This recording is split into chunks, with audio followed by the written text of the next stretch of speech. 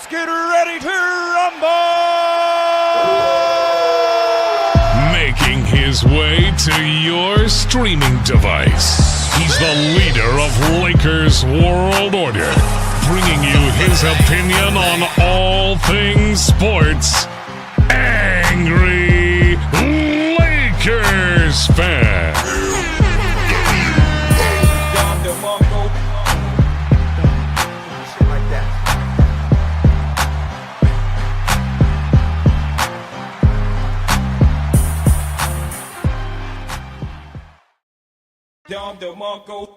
Nobody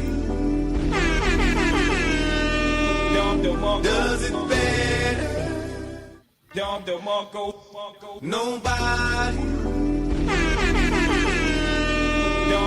does it better. A song so nice, I had to play it twice, man. What up, y'all, man? We here, man. I got the first guy on the panel. Y'all know him as the co-host of Lakers World Order Presents Rush Hour Podcast. He is EQ.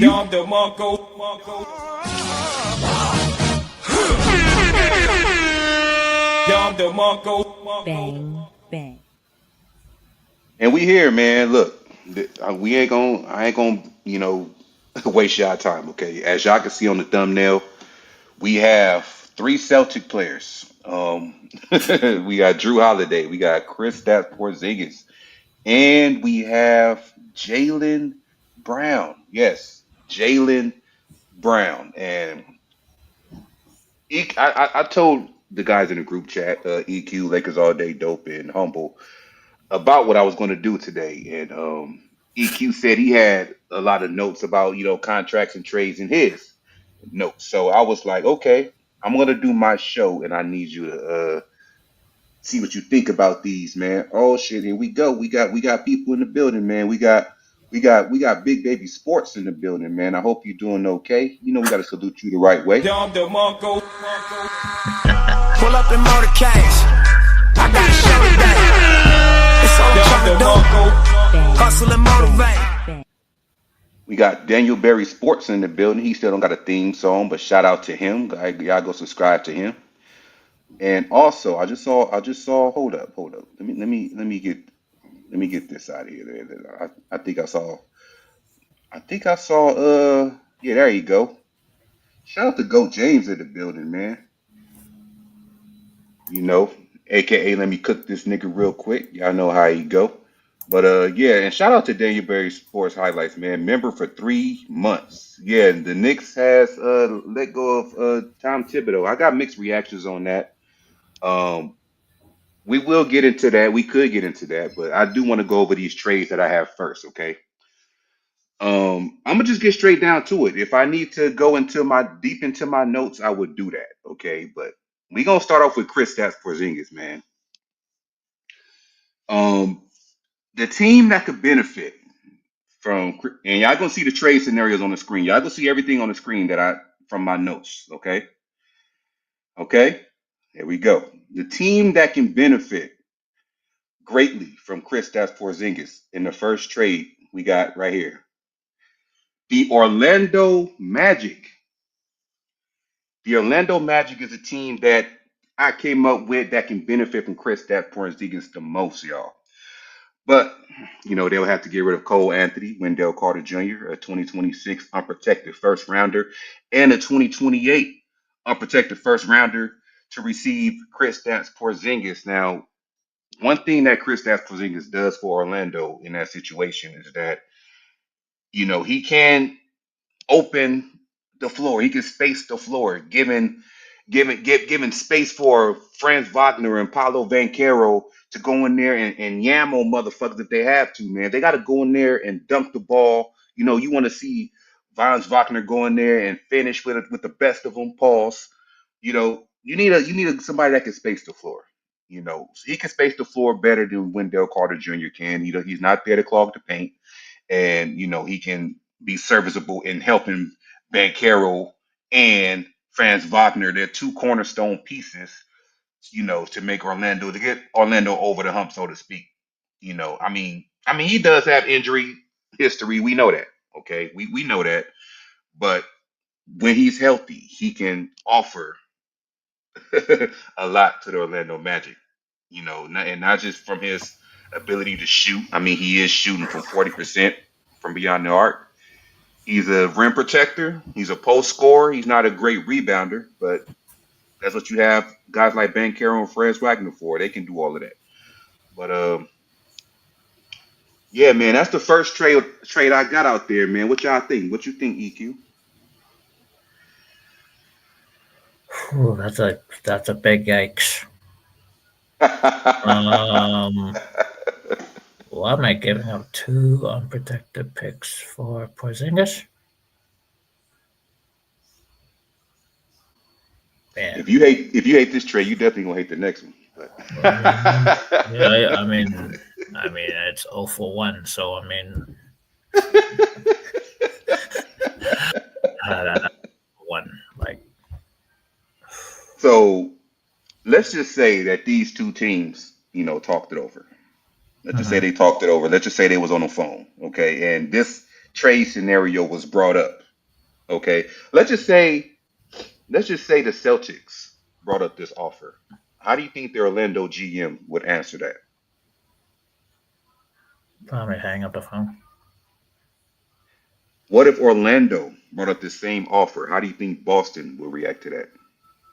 Boston's taking that easy. So, even after everything I said, like, you don't think it could benefit both teams? I don't think it benefits Orlando. I don't think it does. Financially or, regardless? Regardless. Like, even with Porzingis being a floor spacer, and it could be open lanes for guys like Ben Carroll and Franz Wagner. Easier scoring, should I say?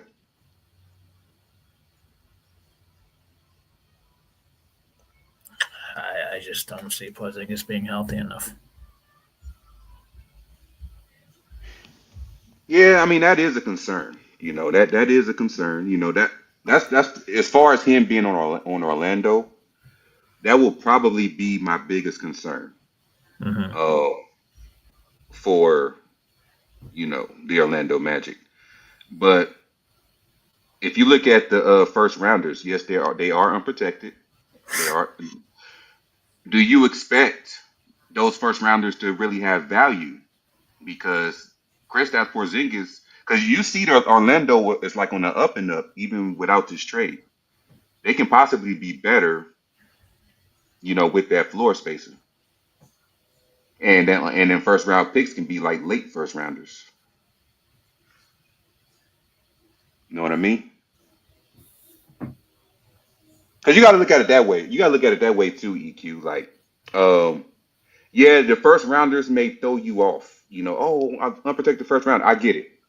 But do you expect Orlando to be bad next year and in 2028? Like, do you expect them to be bad? I think they could be mid with this trade. Like, do you think it'll be to where Boston could benefit from those first rounders? Like, you think it'll be a high first rounder? They'll probably be like 16 to 18 range with that trade. And yeah, that could be the 2026 one could be a risk because did you say the next year's draft is deeper? Yeah, that could be a risk. I mean, I would say this, and shout out to Humble, he's on stage. Sorry, Humble, I didn't do anybody's theme song yet. I've been kind of busy under the weather a little bit. I'm still kind of under the weather. I feel like it's a cold coming on, so hopefully it won't stay too long. But shout out to Humble, man, with his old theme song. Be humble. Sit down. Bang, bang. What's going on? What's going on? You made it just in time, man. This is my first trade proposal involving Kristaps Porzingis. As you can see on the thumbnail, I'm doing those 3 players. Only one team per player. I'm not unless y'all want to talk about other team possibilities. But as far as my notes, I have one team for Kristaps, one team for Drew, and another team for Jaylen Brown. Let's get it. Let's get it, man. Let's get it. But as you can see on the screen, this is my proposal for that for Kristaps Porzingis. Of course, Orlando get Kristaps, and Boston will receive Cole Anthony, Wendell Carter Jr., and unprotected first rounders in 2026 and 2028. Uh,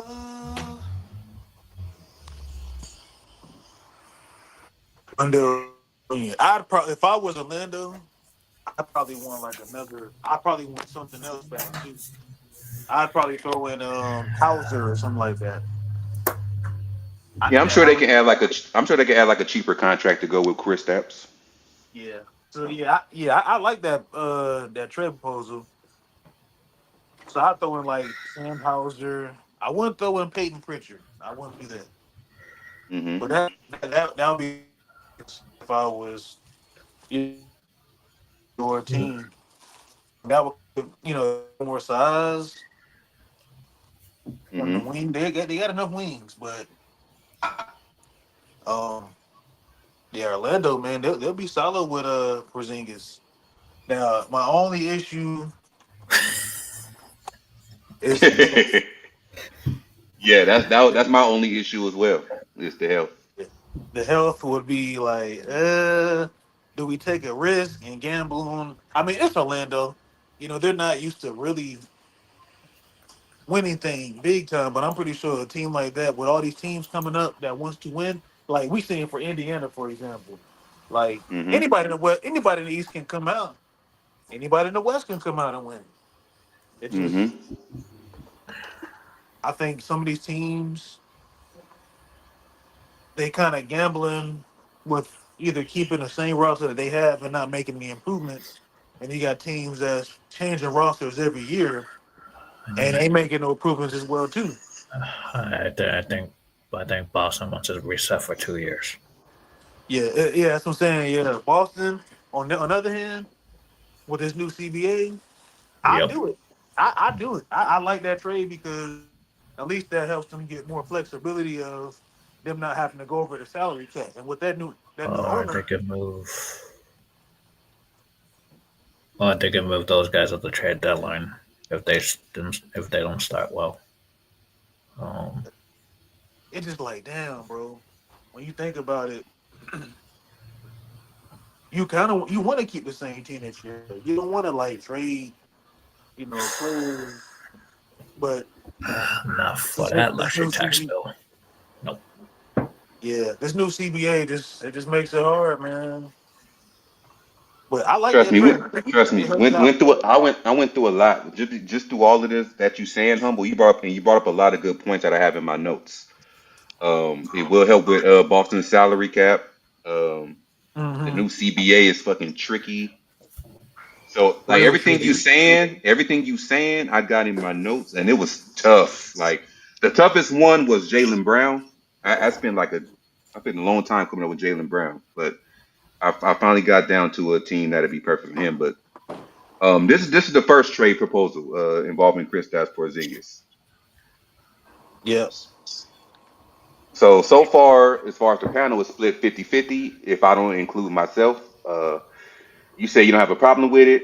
EQ said he has a problem with it. Um, and I'm definitely not here for yes men. I would love to get everybody's, opinion, whether they agree with me or not, because you can probably change my mind most likely. Yeah. I mean, only thing I was like, I'd probably add another player. That's the only thing that I was like, yeah, just I would just get back Kristaps Porzingis. I'd Hmm get back like Sam Hauser or um I forgot his name. Is it Korkmaz or something like that? Or but I don't know about a two big coming back. Maybe I don't know. But I probably Sam Hauser is one of them that I would want because he's the shooter. hmm So yeah, I Can't. agree. I just think just bringing another player would help too. Yeah, just a small player, I guess, that won't take up too much of the cap. Yep. Or shit, even a future second rounder would work for me. I don't care. But how you still feeling over there, EQ? Pause. How you what's your thoughts? before I go to the next one? If I'm Orlando, I would go after Derek White. Ooh, good one. Not I mean, pushing I'm, Reaves I, up. I mean, I mean, I might do one for see if I can come up with one for the role players. Right now, we're just doing, they starting lineup. Mm-hmm. Yeah, but Hmm. yeah, Derek White would also be good over there. Bring some defense and all that type of stuff Mm-hmm. that they could use in the Eastern Conference. Yep. All right, then. That's for Chris. That's for Porzingis, y'all. So this next one's gonna be fun. This next one is definitely gonna have some mixed reactions and probably some what the fuck reactions. I can already tell. Okay, the next one is True Drew Holiday. Holiday, y'all. Drew Holiday. And the team that benefits from having Drew Holiday the most, in my opinion, is your Los Angeles Lakers. I knew it.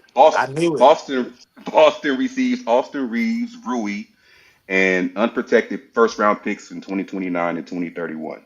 And of course, we get back Drew Holiday. Now, 2029 went to Dallas. it went to Dallas. Yeah, the Luka trade. 2029 went to Dallas. Oh well, maybe we can work something out with Dallas. Maybe he can be like, hey, you know what? Let's knock that off. Go back on a coffee on a coffee date. Maybe that could work. But maybe I'll add something else to that since that did go to Dallas. I wasn't sure. I was up all night with these things. So thank you for the correction. Um, the reason why Drew Holiday, in my opinion, will work. Of course, he brings perimeter defense. That we definitely need. He will fit great alongside Luka Dončić in the backcourt. He do not need the ball in his hands to be effective. He's great off ball. Drew He bring Holiday. that champion. Yeah, he brings that championship pedigree. He has two championship You hear me? rings. Yeah, we can hear Mm-hmm. you. Is that my Um, connection? what you mean? Um, You hear me? Yeah, we can yeah, hear you. You Um, good? You good? I'm gonna I'm pass. kind of 50-50 on that trade, bro. I'm gonna pass. Well, what would be okay? I'm gonna start with EQ first. What would make you pass EQ on that? When you're in the West, you kind of like have to be more athletic, and Drew Holiday's athleticism is no longer there. Like, I mean, I just don't think his like athleticism is there. Like, I mean, you do have to be athletic. mm-hmm. And I just don't think he has that speed like he used to have when he was with the Pelicans. Um,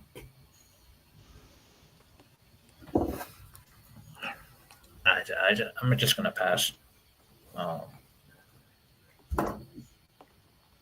Okay, I'm gonna get back to you. I'm gonna see why Humble is 50-50, and then I'm gonna go further down the information of my reasons why I chose this. So Humble, why would you be 50-50 on this trade? Um, I don't trust Boston. Mm, well, say no more. Say no more. Only way I'll make a trade for Boston if I'm getting one of them young stars, bro. We both just gonna be on the phone back and forth.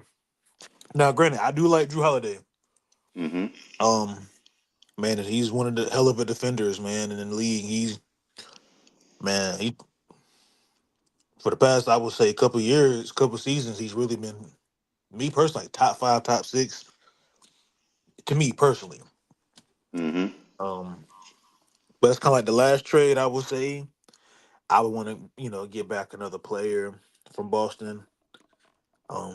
Drew Holiday, and he's a tremendous player. I think he would help Luka out. He kind of cleans up the perimeter defense. I would say a little older, a lot older. I would say. Um, I think it would help out, against teams in the West like your OKCs, where you need that perimeter defense. With guys like SGA, he's going to try to. We don't play OKC a lot, but there's going to be a lot of teams that the Lakers is going to get hunted on defense. So Hmm. I like the trade, but I feel like I need more from Boston. Like we sending out Rui and Austin Reaves, and the 2029 pick. I don't think we don't have that anymore. So I would. Yeah, that was brought up by EQ. Shout out to the stats man. So I would probably have to probably add something else there. Maybe I don't Do know, a pick maybe like swap. a yeah, like a pick swap or something. But yeah, I'm leaning towards a trade. Just got to see how much I'm gonna get back.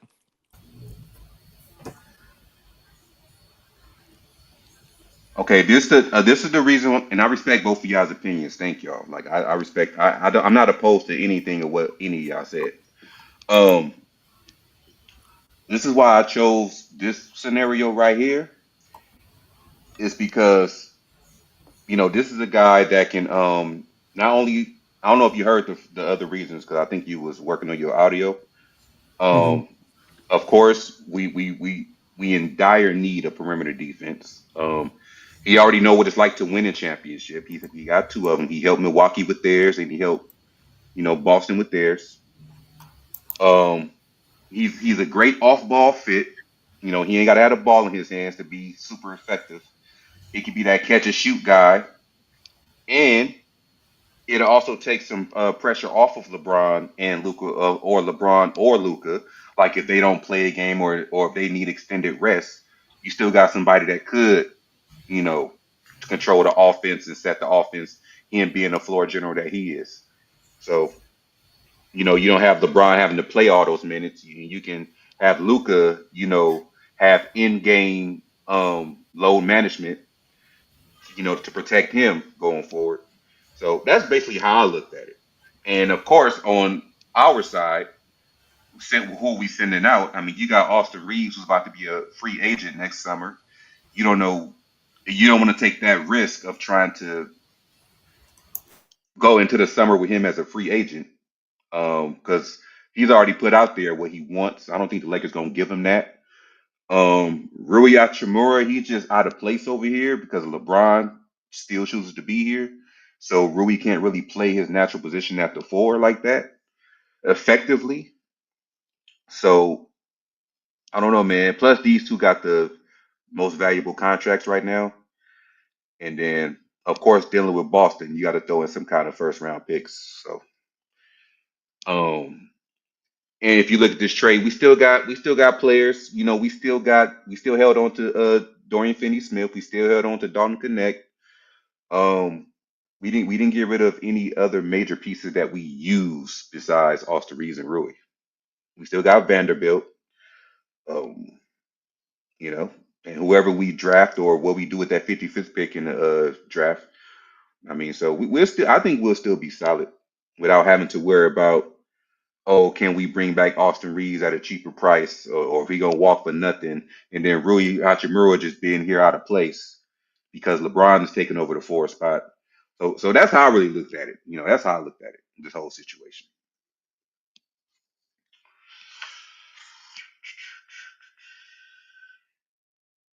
But yeah, man. Actually, this trade is like I thought y'all was gonna be like, oh hell no, man, get that shit off the screen.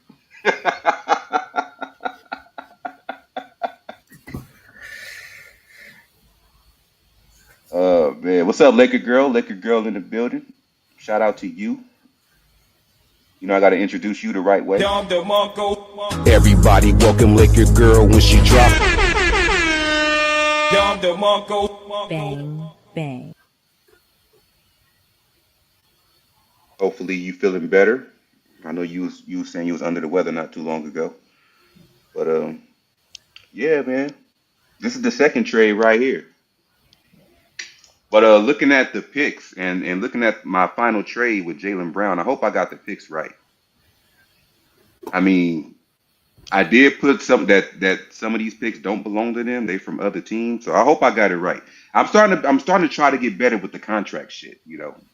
I think the more I be around EQ, I'll learn more. But I'm starting to, try to get better at what I do.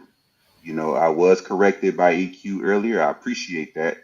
I didn't know our 2029 went out to Dallas, so that was a good read by EQ. Appreciate that, EQ. Um, any last thoughts on that one before I move to the last trade proposal? No. No, All sir. right, man. No. All right, man. This one was a toughie. Um, Jaylen Brown. If y'all looked at it, man. I don't know if y'all seen the episode with Pat McAfee show and Shams Charania. Basically, he put out there that the only one that's untouchable is Jason Tatum. So I mean, this is why I added Jaylen Brown to this Mhm. mix. And after about 2 to 3 days of trying to come up with something, the team that gains the most from Jaylen Brown are your up and coming San Antonio Spurs.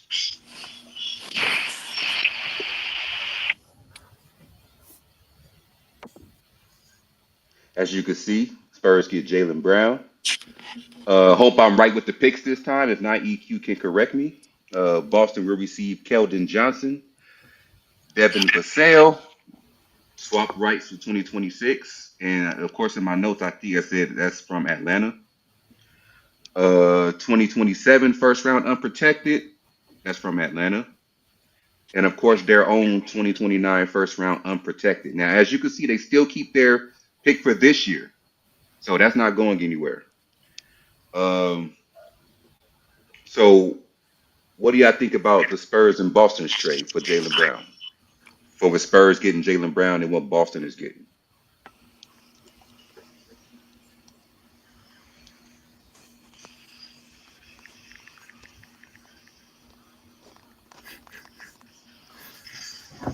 Hmm.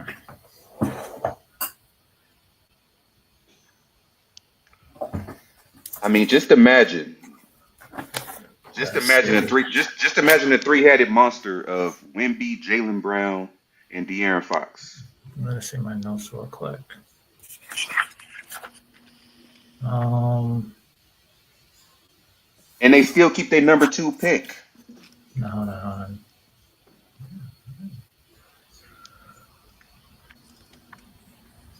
I'm gonna take out.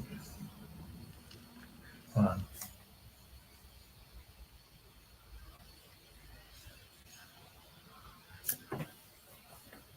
I'm gonna let EQ cook on this one. Yeah, I'm gonna I take want to out. see what you got. What you I'm got? gonna take out Devin Vassell Mm-hmm. and put in Harrison Barnes. Ooh, you think Boston will want Harrison Barnes? It's an expiring contract. I mean, yeah, that can also entice him. I think they're trying Mm. to get rid of as much money as possible. Mm-hmm. Mm-hmm. So they'll I really don't. be doing it. They really be doing it for a business move. Yeah, I don't want to do Devin Vassell's money. I want to do Harrison Barnes' money, which is expiring. That's what I would do if I'm Boston. Yeah, I think Devin Vassell just made like 27 mil this year or Yeah, something like that. I don't think Boston wants to take on this 27.5 million. That's just me. So that's the only thing you would change is Yeah, Devin Vassell. for Harrison Barnes. Mm-hmm. Yeah. Okay, yeah. I mean, that sounds great. That sounds great. So you think if this trade was a proposal that they both, both general managers was on the phone talking, you think this would be done pretty quickly, whether it's Yeah, Devin yeah, Vassell or Harrison Barnes? we had to get 3 picks out of it. Hmm. Yep, and they're all first round. Um, Hmm. hopefully the Spurs the Spurs with Jalen Brown and Wemby and De'Aaron Fox. I don't think it's going to be a horrible team. No. I think they're Hmm. gonna make some noise. Hmm. Um, wait, who's the Spurs coach? The light skinned guy, I forgot his name. Yeah. Yeah, I I probably got to see forgot it. his name. It's not Pop anymore. It's man, what is his name? Yeah, Mitch Johnson. Mitch Yeah. Johnson. Hmm. So just imagine Jalen Brown, Wemby, and And De'Aaron Fox. Fox on Yep. your team as a rookie coach, damn near. Yeah, I think that's a better option than going for Katie. Yeah, Yeah. Jalen Brown is still young.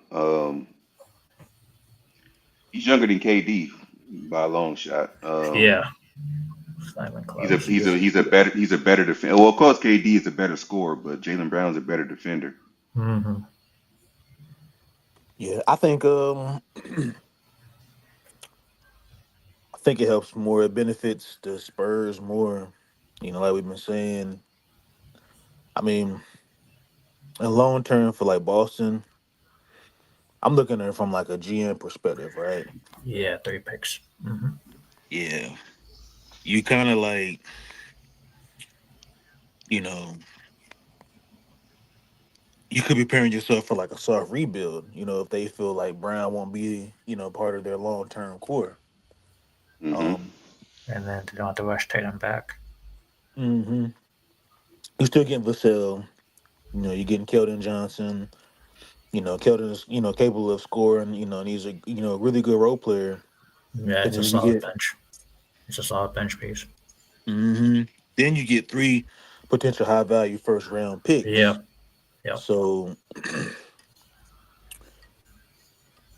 I'm looking at it from the positive side. The negative side, if I'm Boston, is you're losing obviously Jalen Brown, who was in his prime. Hmm. Um, I think it's a huge downgrade as far as like star power, because you're only gonna have Tatum as your star Yeah. player. Yeah. Um, it's gonna be like the same. And I hate to bring this up because we're not talking about this team, but it'd be like how Jokic is indifferent. Jokic ain't got no other star caliber player on his team, Hmm. but if he did, man, like that, I mean, another conversation for another day. But um, I think it only makes sense if Boston is, pivoting to like a direction. If they feel like they have doubt that Tatum and Jalen Brown, you know, that duo's not going to be long term anymore. Now, for the Spurs perspective, Jalen Brown and Victor Wembanyama, that's a monster duo, bro. Like we talking about, Well, him Wemby. and Fox too. So that's Oh yeah, like, Fox. Fox was, once a star, all star at one point. yeah. He could be all star. There's Again. 3 All Stars on one team. Yep. Yeah. Um, Spurs. I think they get a proven star without giving up Wemby or Castle. yeah. Even Yeah, it that was like Jeremy Sochan, Jeremy Sochan, and he's solid.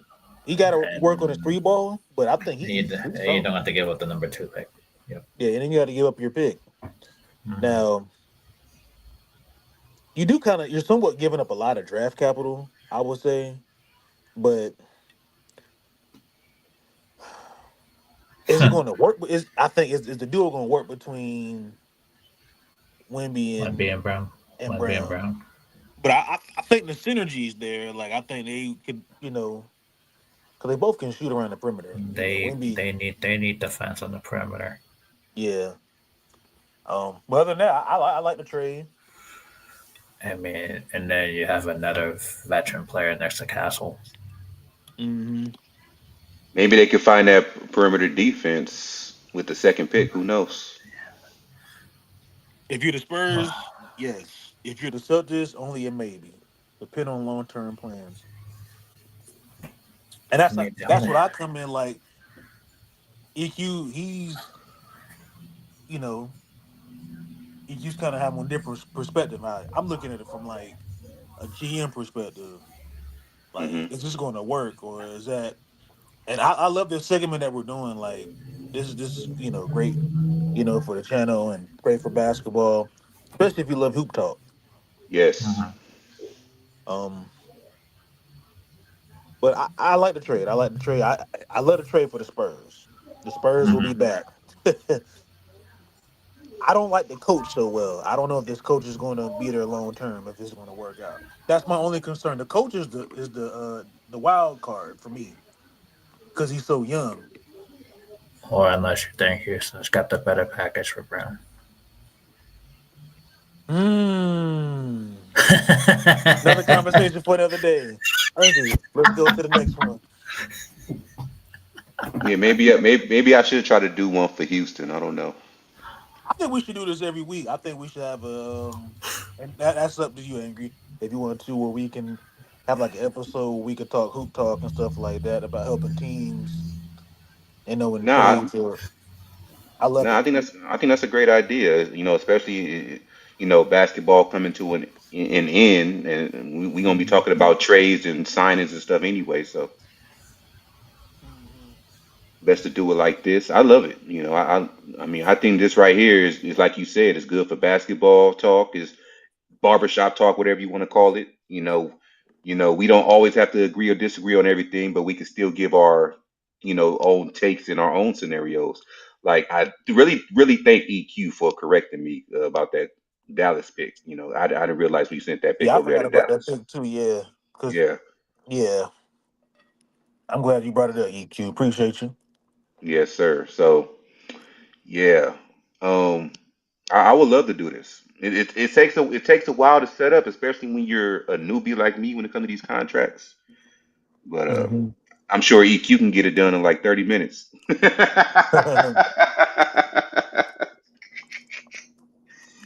He said, "I'm enjoying retirement." Big baby, man, you gonna be back, man. I'll give you about another 3 months. You'll be back. It's summer vacation, bro. Yeah, you doing what LeBron doing? You taking you talking over with your family and you about to sip some wine and mind the game and all that type of stuff. Yep, Cancun. Yeah, so you'll be back in 3 months. You'll be back when it's time for Summer Luka to league. sign his extension. Yeah, Oh yeah, summer league's next month. Oh shit, Mhm. it's it crazy. is. It really is. Time is flying. Did y'all see that I didn't get it or I didn't really look at it. I just saw from Trevor Lane. They already got part of the preseason schedule up for the Lakers. I think I saw something like that maybe like a week or so ago. Yeah, I hadn't Mhm. really like been paying attention too much.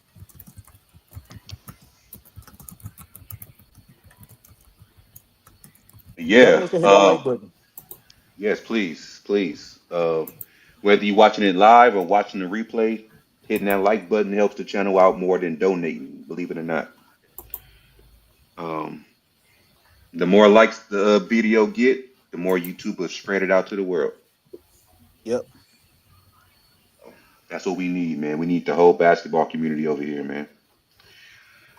Um, did you want to share So some of your notes, EQ, that you said you got? Um. You say you had some trade notes, right?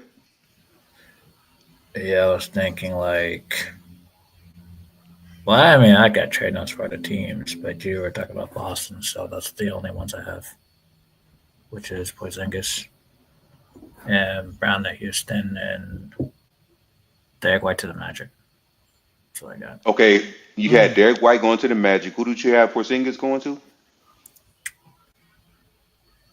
Um.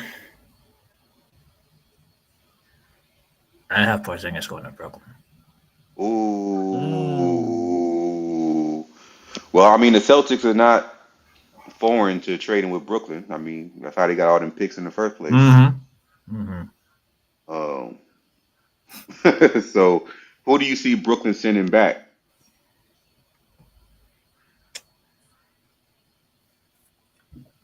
Dang. That'd be interesting to know that. I would love. I want to hear about your Houston trade too, but I mean, damn. But you think Porzingis would really love being back in New York though? I mean, he's been with the Knicks and it didn't go so well. I think Yeah, playing on Brooklyn is different than playing in like the New York Knicks. Yep. Like the Knicks yeah. fans, that's just and the ownership is different breed, compared to like playing on like the Brooklyn Nets and stuff like that. Brooklyn Nets to me is like the LA Clippers, for example. I would, I was just about to say that because even if you even before the Nets moved to Brooklyn, a lot of New York Knicks fans are from all over the boroughs. You know, you even got the Yep. biggest well-named person from Brooklyn, Spike Lee, still a Knicks fan, even though they've been having the Brooklyn Nets for like the past 13 years. Mm-hmm. I mean, so Yeah, shout I out to mean, Spike, only man. yeah. Shout out to Spike. Shout out to Spike. Loyal, ain't going nowhere, no matter how bad his Knicks are doing. Um, but yeah, I do want to talk about Thibodeau, but after EQ talked about his trades, man. Uh, I'm kind of 50-50 on the Thibodeau thing. Yeah, we can cook on that, man. I'm not 50-50 on tips. No. Uh-oh. Uh-oh. No. Ooh. You all in with the firing? Yep. I'm all in on it. Yep. All right, fuck that. We can do your trades later. I want to hear what you got to say about Yeah. Thibodeau. Yeah, let's go ahead. I just felt like he made adjustments based on being stubborn. Like he didn't use his bench enough. Like, Mm-hmm. and that's the only downfall I have for him, and that's why he's no longer the next coach. Sounds like a coach that we deal with. You know, use our starters a lot. Man, yeah. Dang. I think it's the same. I think it's the same thing with Tibbs. Like, And this is, I mean, and the thing with that is you have a valid point, EQ, because this is not the first team he's been with where he had those problems. Every team Chicago, he was, yeah, every team he was on, he ran that team to the ground. Minnesota. Uh, Chicago, Minnesota, yeah. So it's a track record for him. Um, but I would say in his defense, I don't agree with running a team to the ground. But what I would say is that for the most part, the teams he had coached, that he did make them better at some point.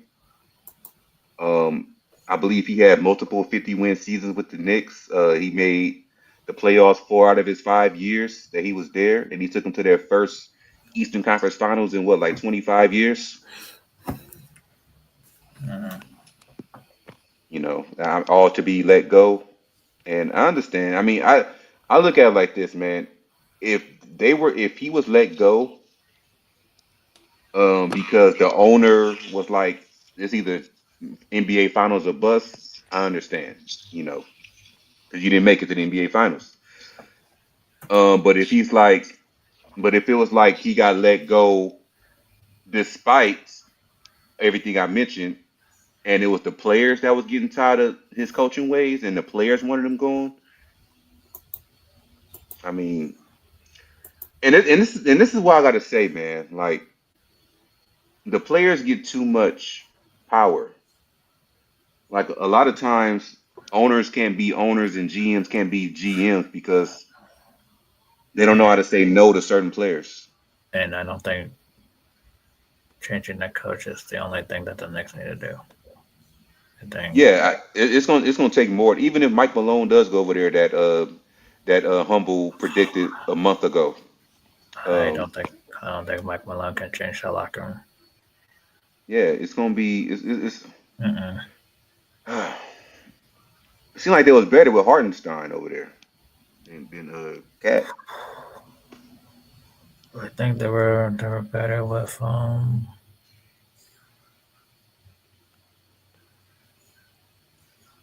I think they were better with DiVincenzo to some degree. Like,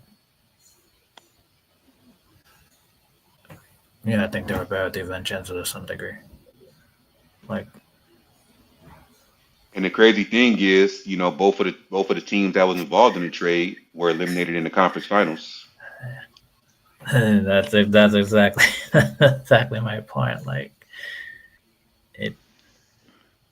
I mean, hey, they were both out in the conference So finals. so it really didn't help. I mean, it upgraded the Knicks because last year they got eliminated in the semifinals, while Minnesota still stayed the same because they got eliminated in the West Finals last year. So it helped the Knicks more than it helped Minnesota. Mm-hmm. But I don't think the Knicks want to pay that price now. With Do you think they regret them 5 first-round picks for Mikal Bridges? yeah, I think they do. There's, I think they do. I think I think that trade flopped completely. Like, I mean, that's like what 4 first round picks for him. I'm like, that's pretty regrettable. That's pretty regrettable. Okay, how do you think they would have been if instead of Mikal Bridges they got Cam Johnson? Mm-hmm. That's what I would have chose. Do you think they had a choice in that matter? Like, do you think Brooklyn said, "No, we want to keep Cam Johnson," and they just had to go with Mikal Bridges? No, I think Brooklyn want to get rid of McCallum more than Cam because they were not willing to pay McCall the long term money. Mm, That's why they moved on from McCall and kept Cam. got you. And now the Knicks, I don't think they're gonna pay McCall the extension in the summer. So Is this summer right or next summer? this summer, Wow! Wait. He's a free agent this summer. no, he's still for an extension this summer. Oh, I thought you said he about to be a free agent. I'm about to say, damn, the Knicks No, went all out for a rental process, no, possibly. he's due for an extension this summer. Oh, okay. He's due for one of those take 25% of salary cap.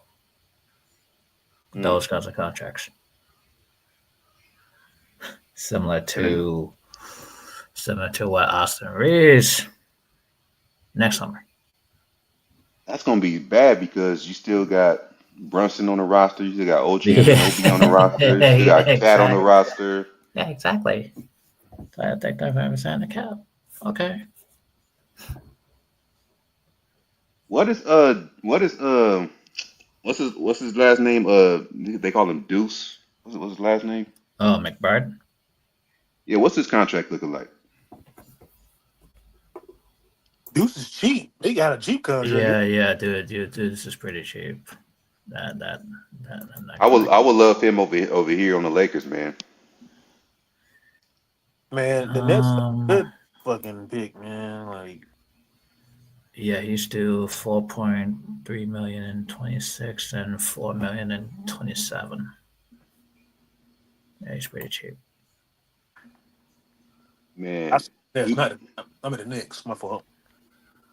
Yeah, if I'm the Knicks, I'm moving off Bridges, ooh. and I'm moving off Cat too, Yeah, Yeah, I what did y'all think. bring up? What did y'all bring up in the group chat? Y'all brought up Cat, Bridges, and OG. and Josh Hart. Oh yeah, and Josh Hart. Yeah. I'm trying to think. Whoever I said. I said I'll keep OG, and I'll probably Yep, like I keep OG. I keep OG. I'll let Yep. go of Bridges and Cat just so I can have some flexibility for my cat space and stuff like I'm that. getting rid of Josh Hart too. because I don't want to give, and I know this is just like maybe I it's know I know Brunson wants his college teammates, Br- but this is not how it works, Brunson like though, man. That's not how it works. Like, I'm good on letting, like I said, I'm good on letting Cat and Bridges go. yeah, I just I'd hate to give him like a Josh Hart though. All right, here's the I'm thing not with overrating Josh Hart. here's the thing here's the thing with Carl Anthony Towns, and I'm saying this because I seen some like news about him. Um, he's he's due for gonna an he's going extension. he's gonna have to go to a team. Well, I don't think if you're getting traded, you don't have a say so unless you have a no trade clause. But he would have to be with a team that doesn't care about playing defense because he received backlash on his defense from coaching staff and players on the team. That's one of the articles I read. I wish I could have pulled it up. I'm okay, so I'm looking at this right. So if we're looking Mm-hmm. at trading Karl Anthony Towns, maybe if I'm the Knicks, I will be looking to call in Cleveland, Mm. and I'll be looking to bring in Jared Allen and possibly DeAndre Hunter, and maybe like a late first round. No, not no, maybe like a 2029 or 2030 first round pick or something like that. And then the Cavs will get Karl Anthony Towns. I think the Knicks they get so much, need on the depth that it kind of helps their bench out. I would say, the Cavs they compare Cat with the defensive player of the year in Mobley because you said that you prefer him to be on a team that don't play defense, but I think he needs to be on a team that plays defense. And I think Mm-hmm. the Cavs might make more sense for Karl Anthony Towns, um, for him because I mean it somewhat kind of work with Gobert. Um, Gobert's a defensive player of the year. He played tremendous with Gobert. Now I think that would probably put Cat at the five more than anything than him playing the four because Mobley's the four. He plays four. He's like what 6'9", 6'10". They both And got decent height. that would actually be good now that you bring it up and I think about it as you talking. I'm thinking about it. The same reason I have for Porzingis on Orlando, it can provide, an open lane floor spacing, where somebody like Donovan Mitchell can just drive to the lane and cook. Mm-hmm. Because Karl Anthony Towns is a shooter. He's not going to be clogging the paint like that. He can play. He can be the pick and pop big. He could still roll to the basket and dunk it. I think that'd be good. I think if you the trade that you said, if DeAndre Hunter and Jared Allen goes to the Knicks, I think that'll put them over the top. Yep. They could Mm, possibly be the best defensive team in the East. yeah. I think it helps out both teams honestly because the Cavs they're not taking like any too much crazy of a contract. I mean, Cat does have a big contract, but it's not as bad You as have to people give think. Cat that extension, though. Yeah, you got to give Cat the extension. That's the only thing I'm worried about. But if it's a That's what I'm rental, saying. Cleveland's but like, are but they but, willing but to listen, pay? check me out, EQ. If it's a rental, right, they might got a legit chance to decide the championship. Now for the Knicks, we don't know what the Knicks gonna do next year because the Knicks is just that team where they always out of the first or second round. I feel like they somewhat. Now I ain't gonna say they overachieved, but I think they had a good season. Was it great? No, but when we all saw the trade last year, me personally, I was like, well, damn, they did give up a lot of picks, and I said they got to go to the Yeah, championship. yeah. The Bridges trade messed them over. Yep. hmm I think the British trade kind of hurt him though. But then I look at Jalen Brunson. This new CBA, it don't really matter if you take a pay cut or not. Brunson did take a contract extension, but he took less money for his guys to come over there. Did it help out the bench? And not really. But I look at the Knicks. If you get something from Cleveland, this offseason, that's something I would consider. You get depth. I think it helps both teams out. I think it somewhat helps more so the Knicks than Cleveland, because Cleveland is like, damn, do we want to take the, like you said, the extension? But we'll see. We'll see. That's just something I was thinking about some just now, and I was like, damn, what about Cat and Cleveland? And then you can send Jared Allen. I think Jared Allen could be solid in New York. He's a good big man. I like that pickup. But yeah, Ingrid, I don't want to take over the show, man. We got to get back to the notes.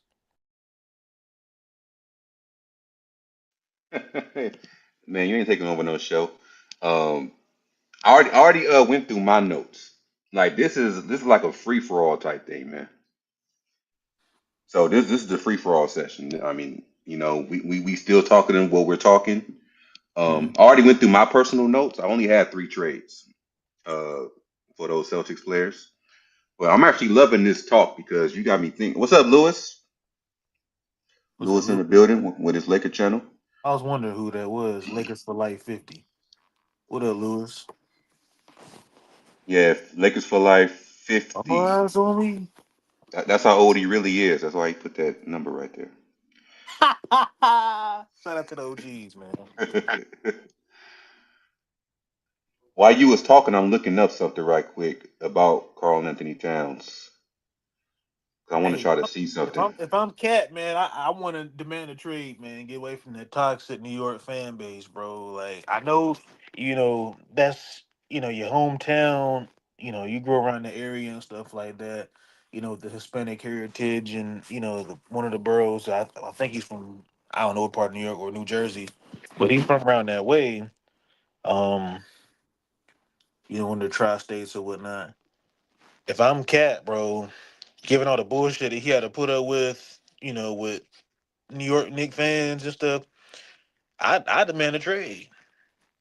Granted, I just don't know what the trade would be. I like I said, I think the Cavs, maybe Phoenix, but that's if New York want to take that opportunity to say, hey, you know what, we'll bring in KD, and I just don't think KD in New York.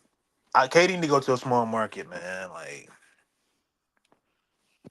and I've been saying that for a while now since we've been doing like the scoreboards on the shows and watching the having watch parties. KD in Houston makes sense.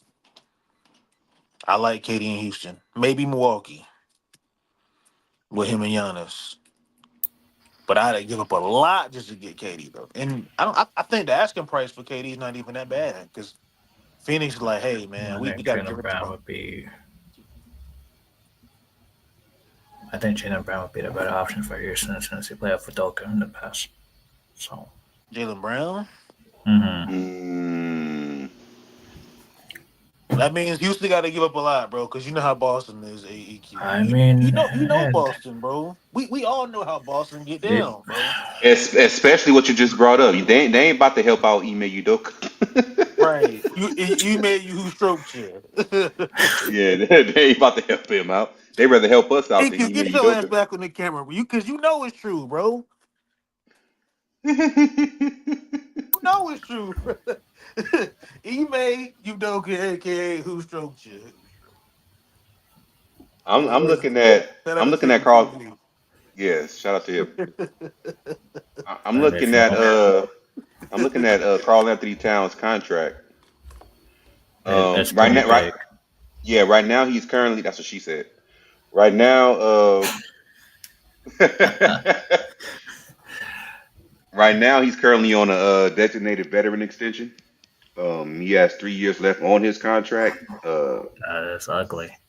53 million, 57 So, million, and then 61 million. Sheesh. and then the extension is going to kick it to an extra 2 years. Yeah, let me see something real quick. I gotta see something, right? 'Cause, okay, by the time his contract is over, he'd be about 33 years old. Yeah, with the extension, it'll be 35. Yeah, see, I don't know. Will he still be? I mean, but and It this the thing. it'll This the be thing. it'll be This a, the thing it'll with be a total of 6 years and 295. See, this the thing I gotta say. This the thing where I gotta say about Karl Anthony Towns EQ. Um, a he's player not worth of that. his a player of his style, I think he can still be serviceable at 35. I'm sure he can still keep his shooting prowess, and I'm sure he'll still be a decent shooter, and he'll still be able to dunk the ball. I mean, he's an offensive minded big man. Mhm.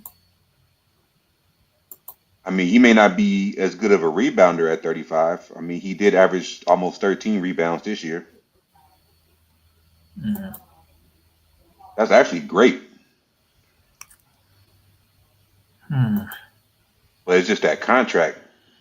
He can be on like a Al Horford kind of role, man. Like on a championship contender team. Well, that's the next guy that Boston is to get rid of too. Oh boy. He definitely won't be playing defense like Al Horford. Yeah. See, Al Horford gives you a lot more effort than I would say than Cat. Cat confuses me sometimes though, bro. Like I just be confused watching this game because I'm like, I feel like he can do much more than what he does now. Like Hmm. Well, some people try to compare him to AD. I'm like, what's the AD Cat is comparison? a beast. Don't get me wrong, bro. Cat is a beast, bro. He just He's I not better need than some AD though. more like Cat in anything. He's not better Oh, than he ain't AD better though. than AD. When No. health wise, AD's better than Cat. Yep.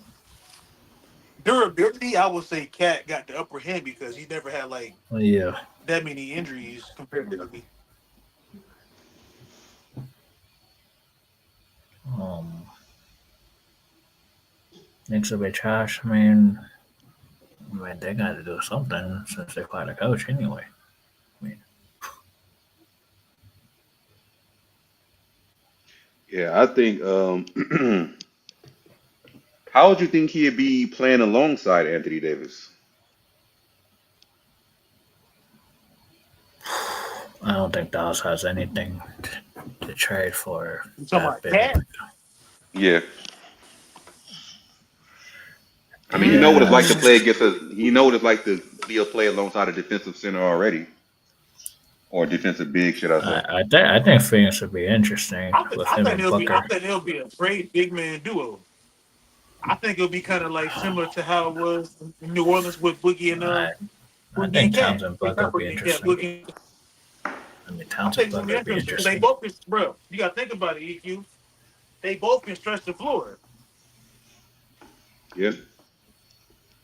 You can roll your eyes all you want, EQ. You know I'm right, bro. I'm I'm just dead saying right that. though. I'm saying. I mean, how is Dallas going to take on that contract though? Know about the country, but I'm talking about as far as like if we talking about playing wise, it works out for the players situation. Now money wise, that's a little tricky because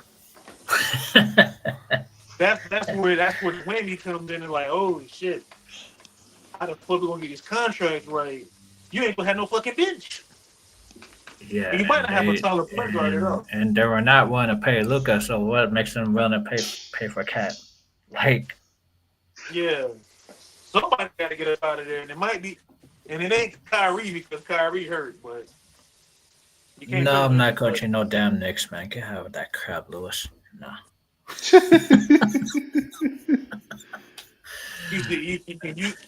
You can be the Knicks coach. Now, I don't know if you wanna work for James Dolan, bro. No. And Leon Rose and Mr. Worldwide West. No. And on top of that, humble, you're gonna be in a position not only to win games, but keep the city of New York happy as a Yeah. coach. Only concern Like you have to. that's what I think with Tibbs, I don't think Tibbs was a bad coach. I think with Tibbs, the situation with Tibbs was more so like he put Just more trust in his starting lineup than he yeah, trusted his bench. adjustments. And Yeah. Tibbs like that. He always trusted his starting lineup, and he trusted it, and that's what got him Yes. fired. Yep.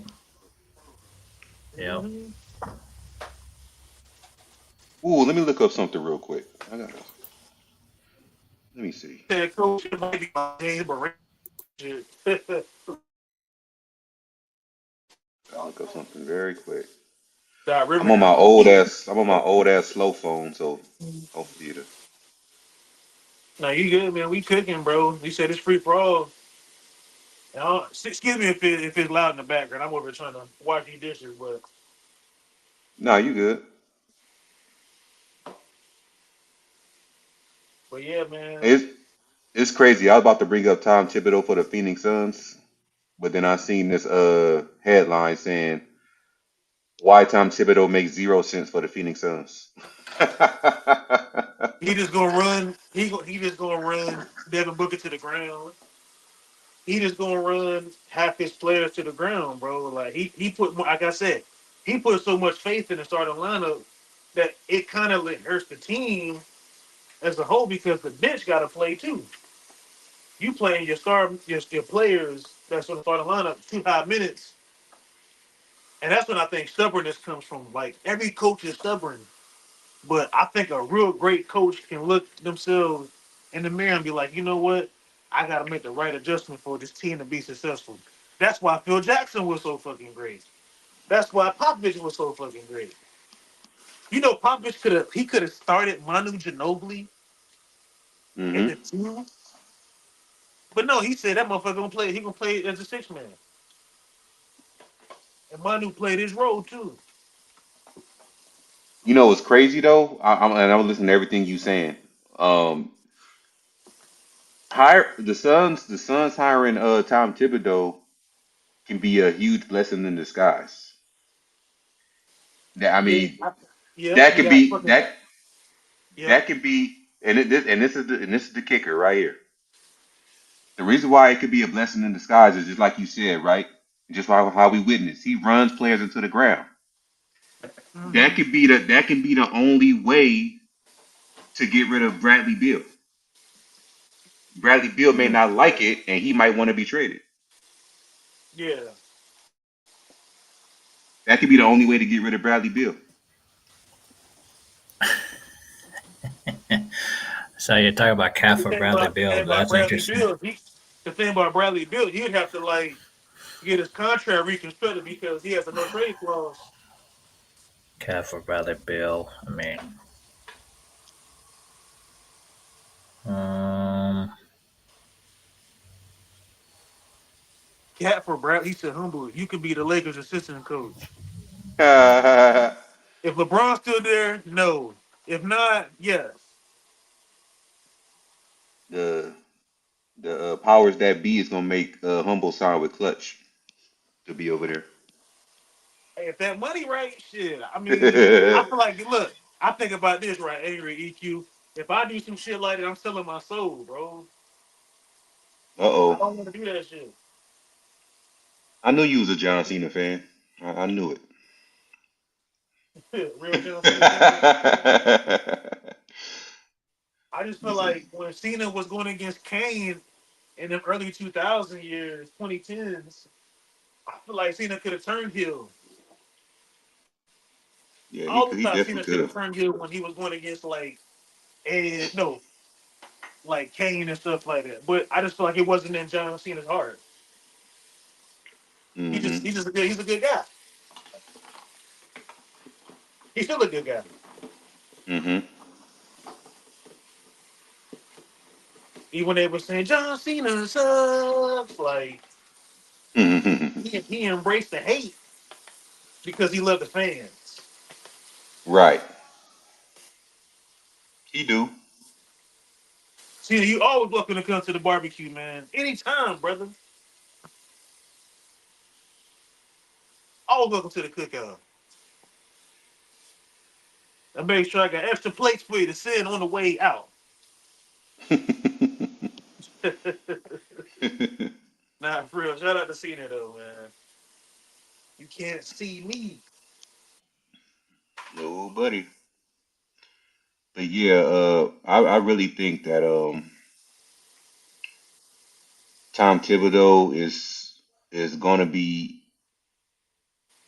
like he's gonna have some type of. I would say it like this, man. If you don't get Just, hired, just, if you don't just get hired got as to a know. coach, yeah, if Just you got don't to get know. hired for this upcoming season, I guarantee you're gonna see him as a NBA analyst on one of these TV channels. Yeah. That's how it Or he starts. could You be become a, you assistant become coach. a. I thought about that, but I don't think his ego will want to go back to that. Hey, sometimes look in this world, bro. You know, my OG always said, man, you got to crawl before you walk, man. So Being I Hmm an think he might have assistant, to go back to his old roots of being an assistant coach because yeah. it'd be kind of hard for him to get another coaching gig I after he mean, done been this place. Scott Brooks and Nick McMillan did it. Yep, yep, that is true. And he And, did. He did win his championship as an assistant coach. and Terry Stotts did it. See, I think a lot of these young coaches coming up, where all these OG coaches, Or they're assistants. gonna be on their way out the door. They might just need to go to commentating. Or assistants. Hmm Yeah, just go be assistant. Because I don't think some of these teams. That's just like the old saying. These motherfuckers like to recycle these coaches left and right. Just think about the Frank Vogel situation, right?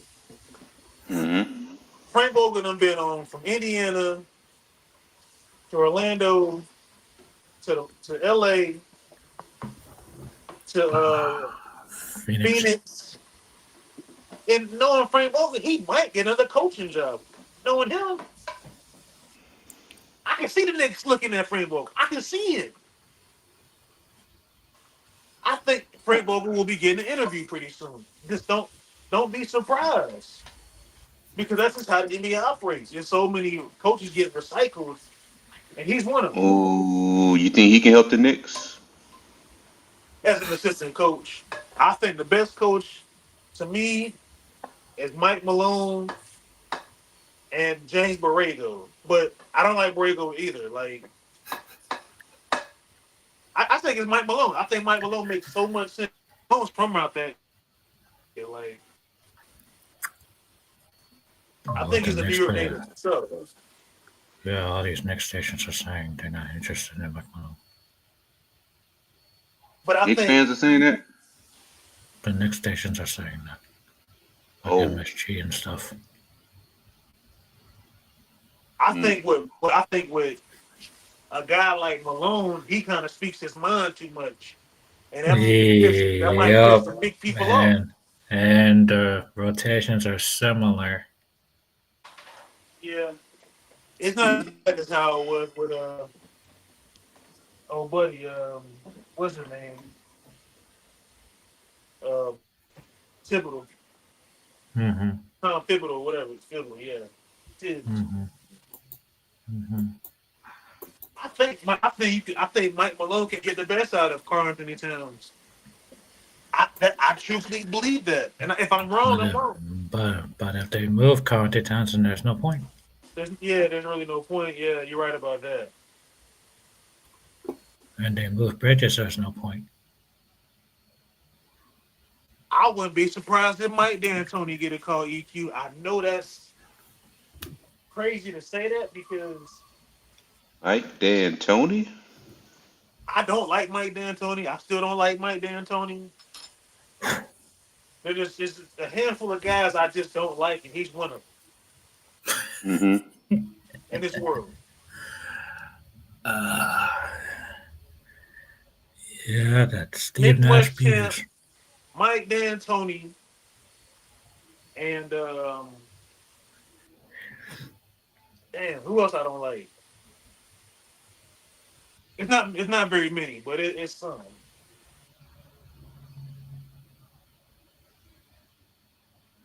Mike D'Antoni.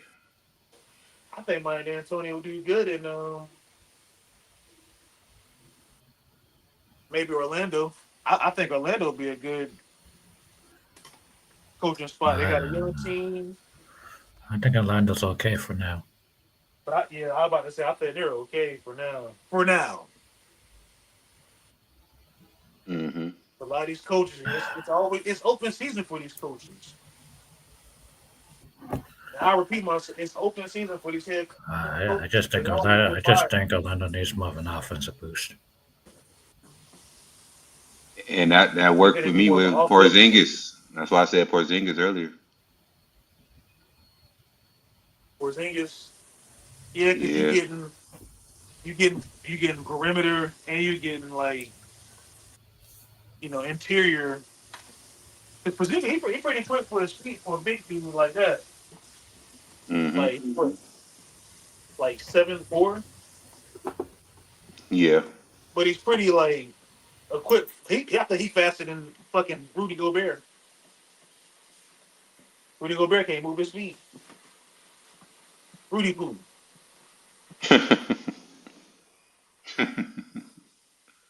I'm serious, man. Like, um, I said like this, man. If Rudy Gobert was getting paid $30 million less a year, he'd be perfect for us. yeah, he'd be perfect for a team that's contending. I think him and Luka would work wonders together. I truly believe that. Yeah. But Lakers want to take that contract? Hell no. I blame Utah for that shit. And look where Utah's at. Yeah. I think Utah Oh, was smart when they oh. did that. Speaking of Utah, right? Before we get on Utah, but yeah, yeah, Rudy Gobert, he would be a good fit.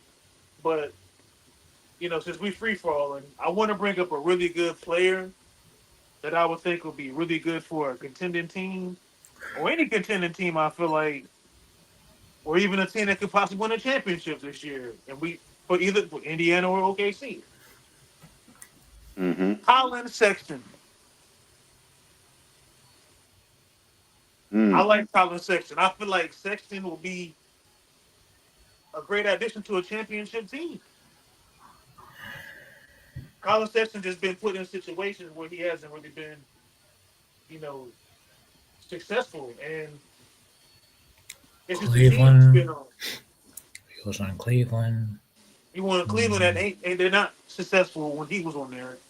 Now you're in yeah. Utah, where they're on a rebuilding. Like you've been on two rebuilding teams, small franchises. Player like that he hustles, he plays defense, he can shoot the three ball. He has some kind of he has theatrics here and there. I think he's funny, Hmm. but I think I like Colin Sexton on the Lakers. I like him on the Nuggets. I like him on the Knicks. I like him in OKC and Indiana.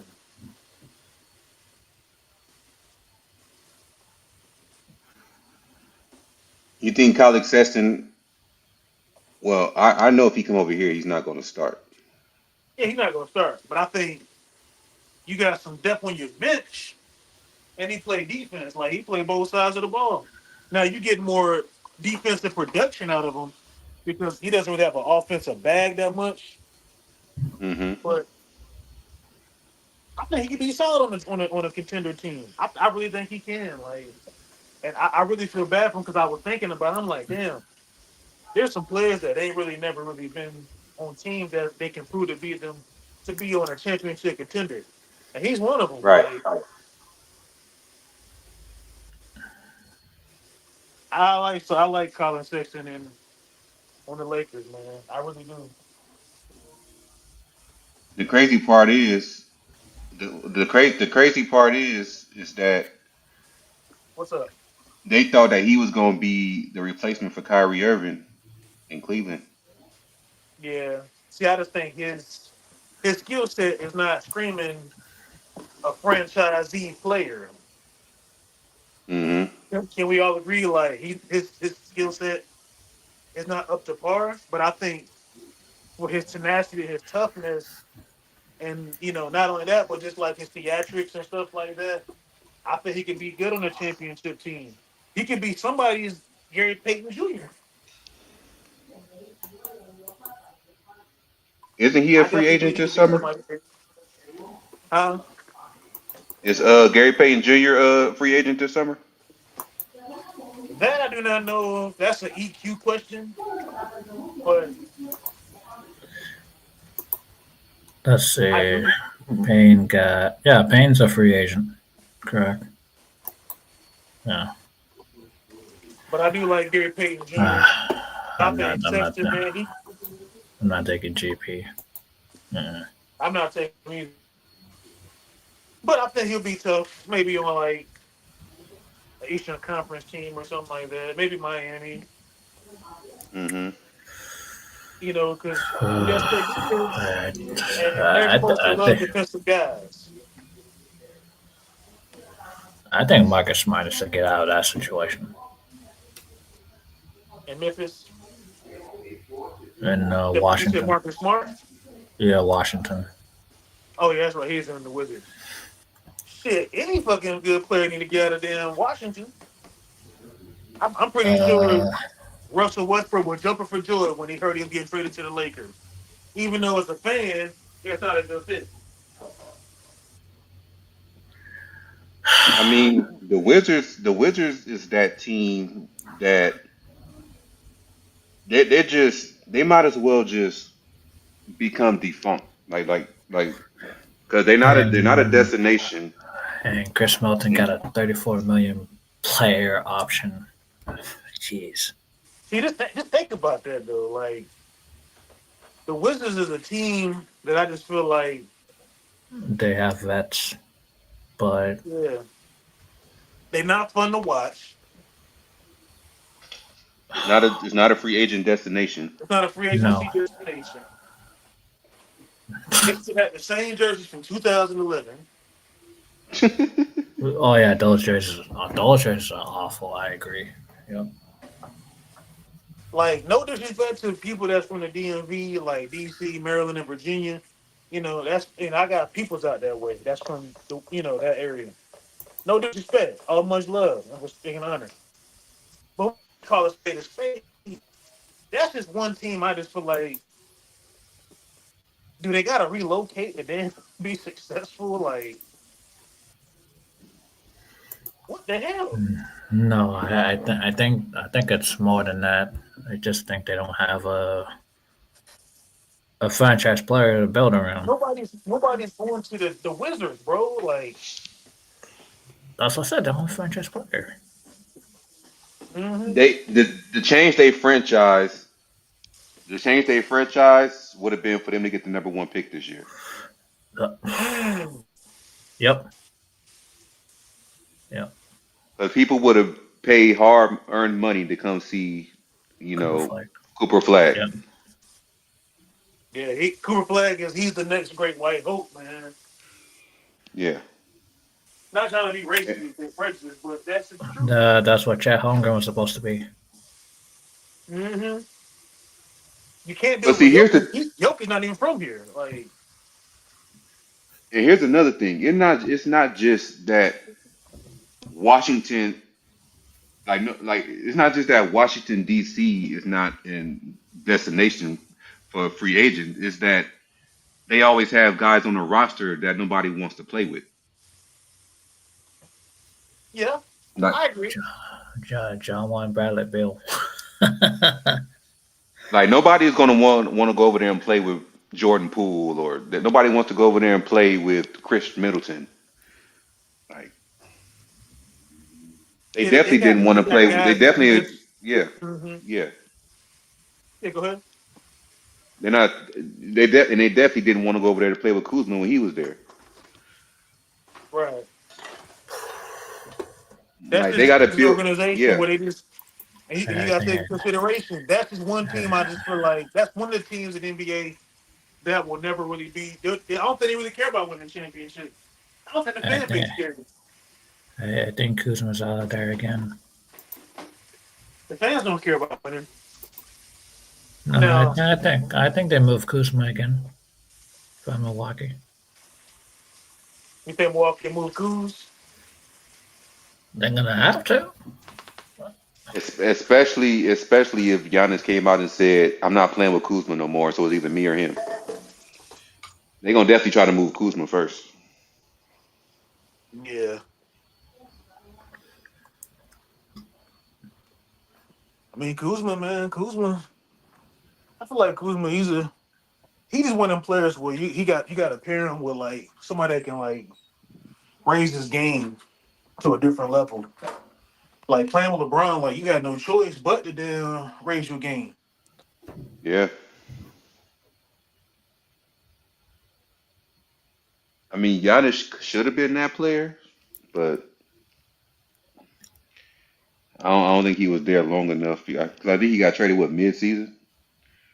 So Yeah, he wasn't there long enough to like, he was trying to get used to that system and you know, because it was some games where I don't think Kuzma really scored any points. Damn near. I think it was one game where he was just getting like mad cardio. Was it one of the playoff games they played or something?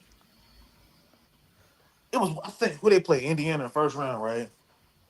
hmm And I think Kuzma had 0 points the whole fucking game, dog.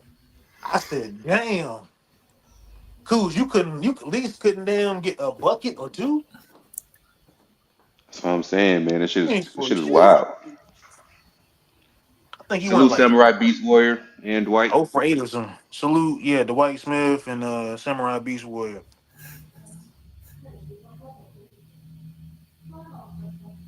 I mean, I could see Kuzma just go where everybody goes to rot, and that's Utah Jazz.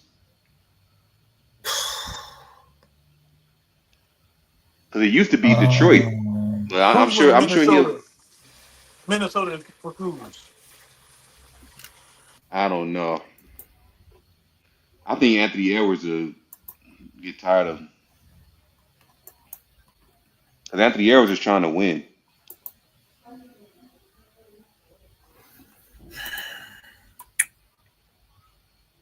I mean, he is from Michigan. You could try to send him to Detroit Pistons. See if he like it. I believe he grew up in Flint or something like that. Where Kuzma from? He from Flint, ain't He's he? from Flint, Flint. Michigan. He's from Flint. He's from Flint. Yeah, yeah, he's from Flint. I mean, Uh, Kuzma, he is a proven NBA champ. I just think his money is. It's just the money though with some of these players that, and that's what me and Yeah. Eric been cooking on this shit for a while. These role players just getting like NBA superstar money, like they And get that so much goes, fucking. Mm-hmm. and that's what I was saying. I didn't mean to cut you off, but that goes to Oh, you that goes to another one. I was saying it's the Washington Wizards. They're filled with overpaid role players. Their whole team. mm-hmm. Too many damn role players that's getting paid too much fucking money. They got Middleton, it. They got a team Poole, full of third options. Yep, And Smart. Yep. that's too much sauce. And Bill turned into a And role player as soon as he was traded. and Yeah. and the Pelicans are another team.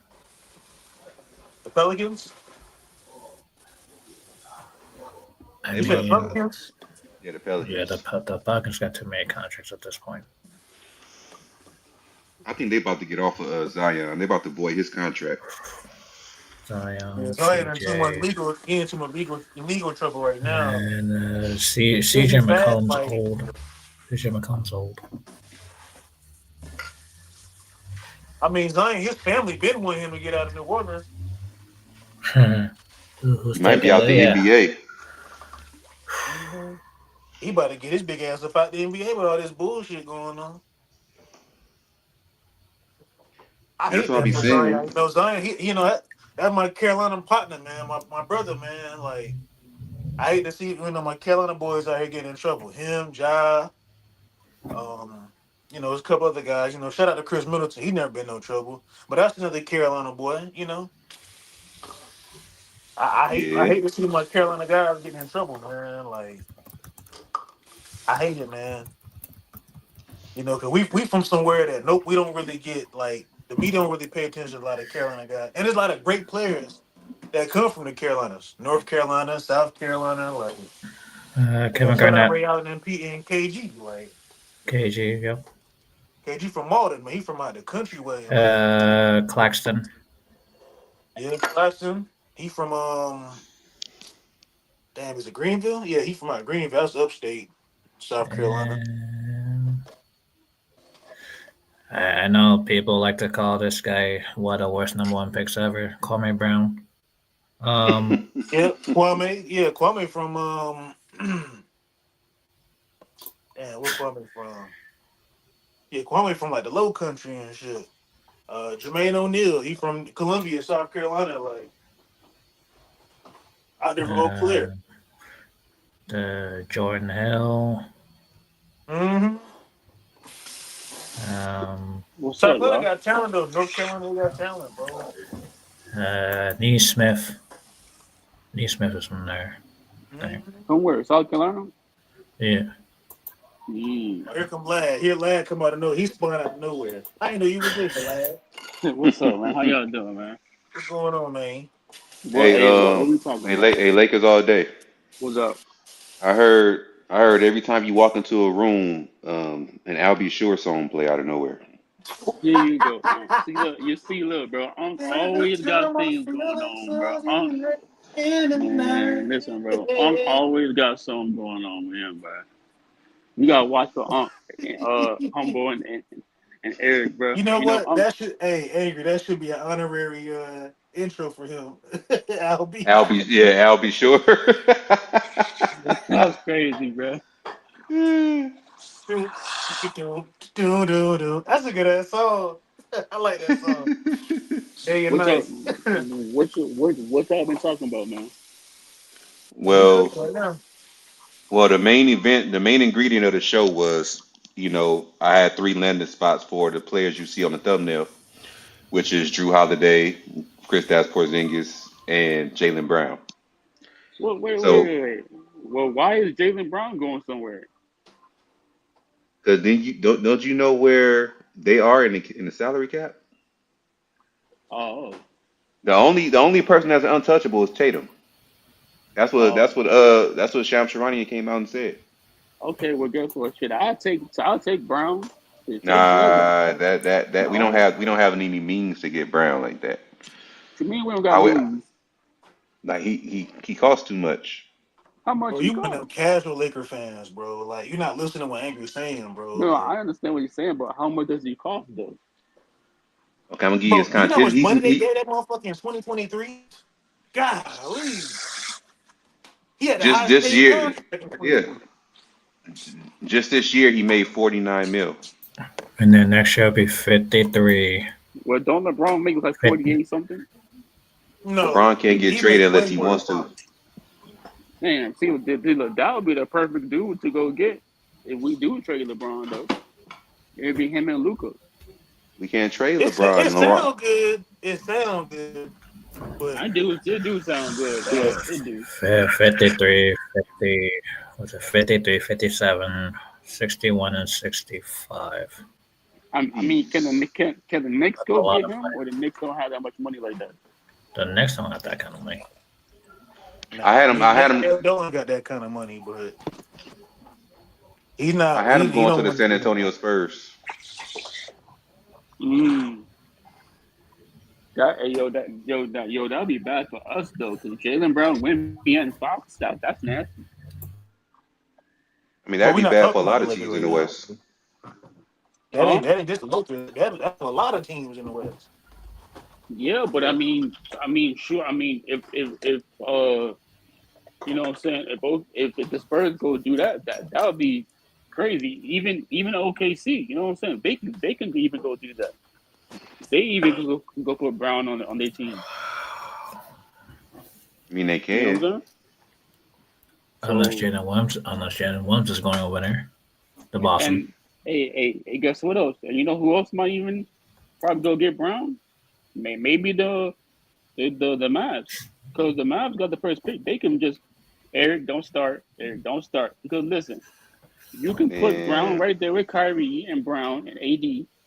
Bro, what's up with that? All you I gotta do mean, is trade. You know what I'm saying?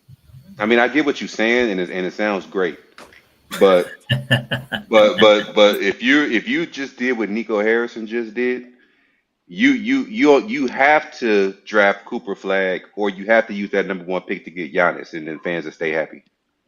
I got you. I understand that. But I mean, shoot, if you get Brown though with AD and Kyrie, they not gonna get mad because Brown's a championship. You know what I'm saying? He's a Nah, MVP nah, candidate. nah, nah. Cause they gonna be Brown like, is a we went from Luka to Jalen Brown. Now, if they but had Cooper Flag, that's somebody to grow with. Or if they went out there and traded for Giannis, they would definitely be happy. Oh, you talking about Boston? If I'm talking about the Dallas fan, because he said Jalen Brown should go to Dallas, and I said the way after what Nico Harris just did, he has to heal that wound, and Jalen Brown not gonna do that. I Like got a question. he has to either get Cooper Flag or use that number one pick to try to give Giannis. Yeah, but listen, like saying that's why I said either is Giannis or Flag or Brown. It's either or. You know what I'm saying? Because if you don't get Giannis, then you can either keep Flag or if you don't get Flag, go get Brown. You know what I'm saying? Now, if I never traded Luca away, I would definitely hmm go get Jalen Brown. I Yeah. mean, what's the problem with keeping Kyrie though? I didn't mention Kyrie. No, I know, but I'm saying like because you said Luca. I mean, what's the problem? They have Kyrie now, so they can keep Kyrie and still have Brown too and AD. That's You're not a not problem. you're not listening to what I've been saying, Lakers No, all I heard. day. No, I heard you. You said that if they keep Brown, if they keep Luca, then you know that you won't have a problem with getting Brown. But I'm saying, what's wrong with Be, having Kyrie though? See this, you ain't been listening to what I've been saying. Look, Nico Harris traded away Luka Dončić, and you see I what it know. done to the city, right? Yeah, I know. They didn't like that. That Jalen Brown is not going to heal the city of Dallas. If they go out there and get Cooper Flag with that number one pick, then the fans can gravitate back. Yeah, no, I got you. No, yeah. Or if they use that number one pick to try to package and get Giannis, the fans will gravitate back. Jalen Brown is not going to heal the city of Dallas. That's why I Yeah, said I would get. That's why I said I would get Dallas. I would go after Jalen Brown but if I then, never got rid of Luka Doncic. but then, where you putting Giannis though? I Bro, you mean just you that's a naming names, bro. Let's stay on topic, bro. No, yeah, I'm just saying, like, if they do that, if they, where would they go get Giannis though? 'Cause, like, where would he play the three? I mean, you worry about that when you get him. I mean that's going to be a good problem to have. Right. That's Yeah, Yeah. yeah, great problem to have. We just You're don't we gonna don't have even just gonna yeah look at it. We don't they're not on the team. yeah. yeah We can only it's big what ifs right now. because the fans are not going to care that AD and Giannis is on the same team. No, they're They not ain't gonna gonna. they ain't gonna They they ain't don't gonna care. they ain't gonna worry about that being a problem. They're gonna look at it as damn we got Giannis on the team. Yeah, They bro. ain't gonna care they ain't gonna care about that problem. Yeah, bro. And they got Kyrie, so that's they. You know what I'm saying? They're gonna be happy. Man, You know. Kyrie is So not the savior, man. I'm not saying he's the savior. I'm saying just him in general, his scoring in general with Luca, with Giannis and AD and Kyrie. That's great for Dallas. You know, I because don't look, know yeah. Go ahead. because Giannis is in a similar situation over there with Dame, and that didn't really work. Hmm. Yeah, but Kyrie can play. Kyrie can play with anybody though. You know what I'm saying? Like he's a two. He's a one and a two, so he can play with anybody. You know what I'm saying? He don't need the ball. You know what I'm saying? Like he low key can come off screens and catch and shoot. You know what I'm saying? And do his thing. You know what I'm saying? Like that would low key help out AD too and Kyrie. That's what I'm saying. Like that would be scary to have Kyrie, AD, and Giannis. You know, and the center that they want too, and Lively. Like how you gonna stop that? And freaking with Klay Thompson too. Come on, man, that's crazy. All right, Lakers all day. While you up here, I want you to see this trade. I want to get your reaction to this. Okay, What's up? this is for Drew Holiday.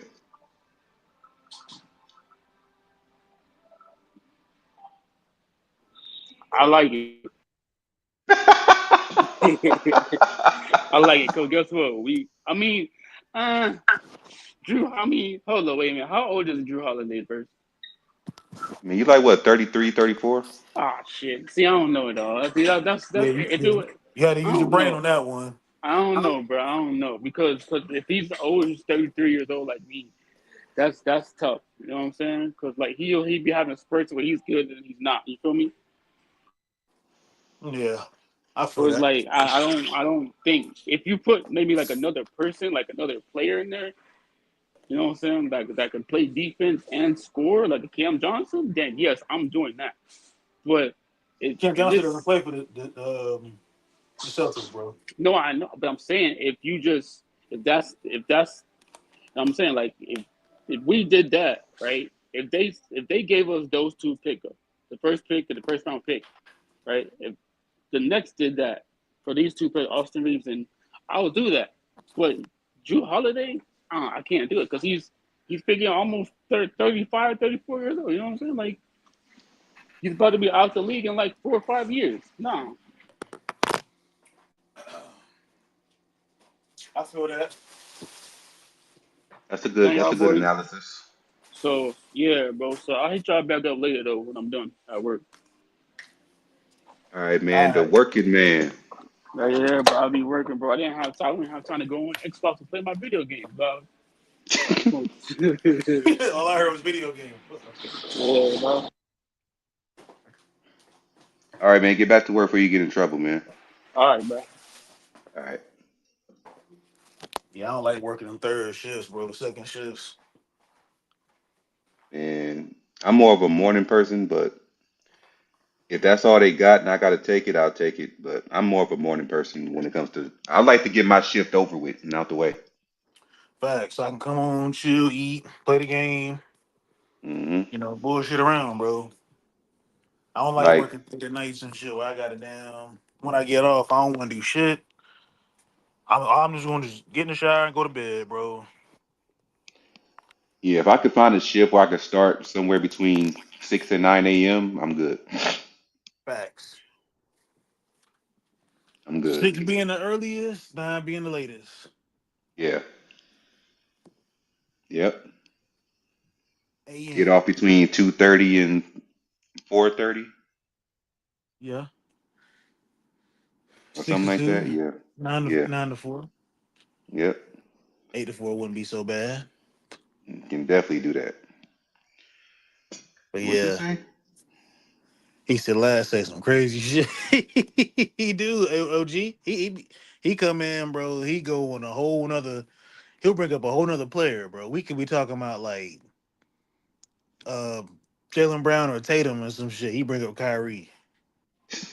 We I brought up like two-way players like KCP.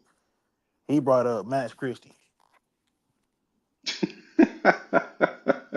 His favorite players. He ain't talking about players that would benefit the team like longevity. He brought up his favorite players. He didn't bring up Hmm. nobody he felt like that was a good piece. Like I always thought KCP was a solid 3 and D guy. And I hate that the Lakers traded him away. I still to this day I hate that the Lakers traded him, bro. Yeah, Max Christie.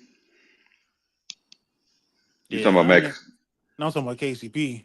Oh, KCP. Yeah. Contavious Caldwell Pope. Yeah. Yeah, Oh man. shit. KCP was We got solid, bro. we got Micah in the building, man. What's going on, Micah? Young DeMarco. T-Pain. I'm the biggest boss that you seen thus far. I'm the biggest boss that you seen thus far. Young DeMarco. Bang, bang, bang. Shit like that. Shit like that. Shit like that. Shit like that. Shit like that. YouTube was hating on me, so I can't play my new intro song for myself anymore. They copyrighted um Swagger Like Us, so I can't play that shit no more for me. So Probably that Kanye West shit, man. Kanye, that yeah. motherfucker he's something else, bro. Very unhinged. Yeah, they sent me an email like shortly after the show. They said, "Oh, your video can't be monetized because this song." So I just trimmed it out. I had YouTube trim it out, and I said, "Give me my money back." Mm-hmm. Shit. Swagger like us. Yeah, one over Jordan. I like that little mix. I was just bored one night, man, and made that little mix, man. I was just bored. But I just seen a report just now, y'all. Hey, bro, I literally just said this shit not too long ago about Tom Thibodeau. And I don't want to bring him back up, but it said that the Knicks want more of a lenient head coach, and that the Knicks may be looking for a coach who trusts their bench more. Didn't I not just say that he puts more faith in his starting lineup than he puts faith in his bench? Like, I'm hmm just now looking at this. I just got a report on that shit. I'm like, bro, that's just been Tom Thibodeau. That's his coaching style, and I'd be really shocked if another team will look at him. But I won't be shocked at the same time because the way how the NBA operates, they always recycle these coaches, man. Like,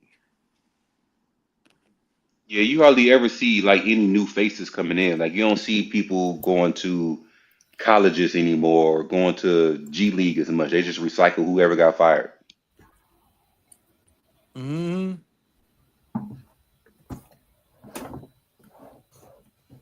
Like it's that's why crazy. that's why yeah, that's why I be like, however you feel about JJ Redick is how you feel about JJ Redick, but I would love for him to improve and be our coach for long term. Like I'm tired of going through coaches every other 2 to 3 years.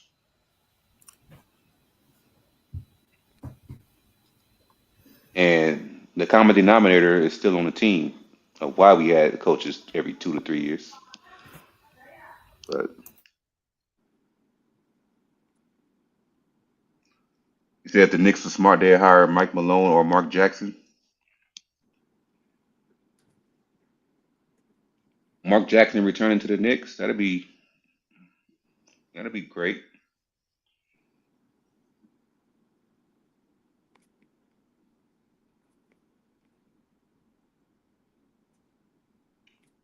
Hmm. I mean, I think I want to say he's that type of coach that he trusts his bench more than Thibodeau, and he's not afraid to use young players. I mean, he helped develop the Warriors to what they were, and they were like a young core. Clay, Steph, and when David Lee went down, what's his name? What was his name, man? The nigga that be kicking everybody in the nuts. I forgot his name that quick. Draymond. Draymond Green. Yeah, thank you.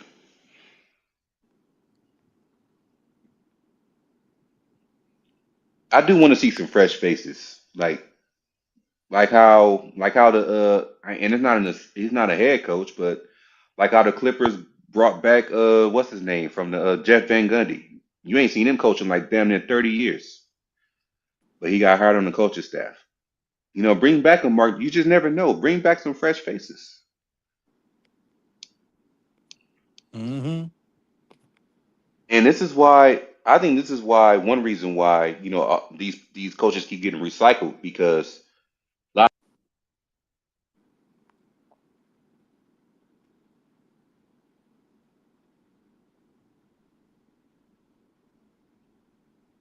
Mm-hmm.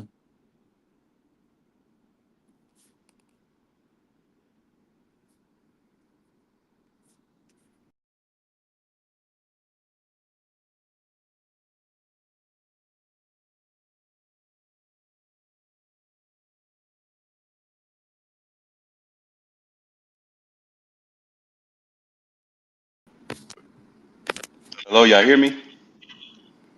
Yeah, what's up? I can hear. I fell out. I had accidentally swiped out the fucking app. My fault. Nah, sorry about that, man. My DoorDash driver just called me. He said he about to pull up. He needed the gate code. Um, about to have my pizza delivered right now. Bet. Yeah, I was swiping. I was trying to clean up my apps and stuff. I got so many damn apps opened up on my phone. I accidentally swiped out of the because I got the It's StreamYard app. I don't know if everybody got the StreamYard app, but I recommend. only for iPhone, ain't it? I believe so. Yeah, because I couldn't find it for my Samsung. They probably gonna put on there soon. Yeah, they need to. Plus, they got a contract with Apple. I don't know how that shit works. Yeah, He said the next. Mm-hmm. iPhone is just too accessible. It's more accessible. Like you always see a lot of I was just talking about this yesterday. Like you see a lot of iPhone commercials like all the time, Yeah, but you and they never don't really really see do. anything for you never really see any for Samsung, even though Samsung is a great phone. Yeah, I see a lot of Samsung commercials like when it comes to like throwing shots or like shade at Apple, and Apple their marketing system is where they don't really have to like retaliate back or respond because they know that people are going to buy the iPhones. They know the consumer is looking to buy Apple because, like you said, it's it's accessible and stuff like that. Right. Like I seen the old Samsung commercial talking about who would rather want a Apple as a who would rather have a phone as a fruit. And Apple don't respond like that. They just have a good marketing strategy where they know that people are going to buy their fucking phones. I used to see iPhone products in the 99-cent store, man. Like, Hmm. it's crazy. I was like, y'all really out here that accessible, man. Y'all man. It's easy to find stuff for iPhone than it is for any other brand. Hmm. Like, Apple's a simple product for everybody because everybody got it. yeah. Even Android users got iPhone. Majority of Android, not all Android users, but some of them got it. I would say I tried to give iPhone a chance. I mean, and shout out to the ones that love iPhone, but I'm gonna just say it's not for me personally. It's not for me personally. I feel that. It's easier for me to navigate through Android than it was for iPhone. Yeah. See, I got the whole Apple ecosystem, so I'm kind of used to like, and I got introduced to Apple back in like my freshman year of high school, so I just been strictly this iPhone dinner forever, pretty much. From down to the iPad and a watch, headphones, And if you look at it, iPhone is MacBook. basically in my iPhone and Apple products is basically you know a high school thing. And you say you Hmm. started in high school, right? Yeah. With your iPhone products, and you just advance with it. Like Hmm. a lot of kids in high school, maybe middle school, a lot of majority of them got iPhones, or they start off with iPhone. That's their first introduction into having a smartphone. And some people stick with it like you did. Some people venture off to find new things. I mean, shit. When Hmm. I was in high school, we still had the fucking Boost Mobile chirp phones. So, so that's all everybody had back then.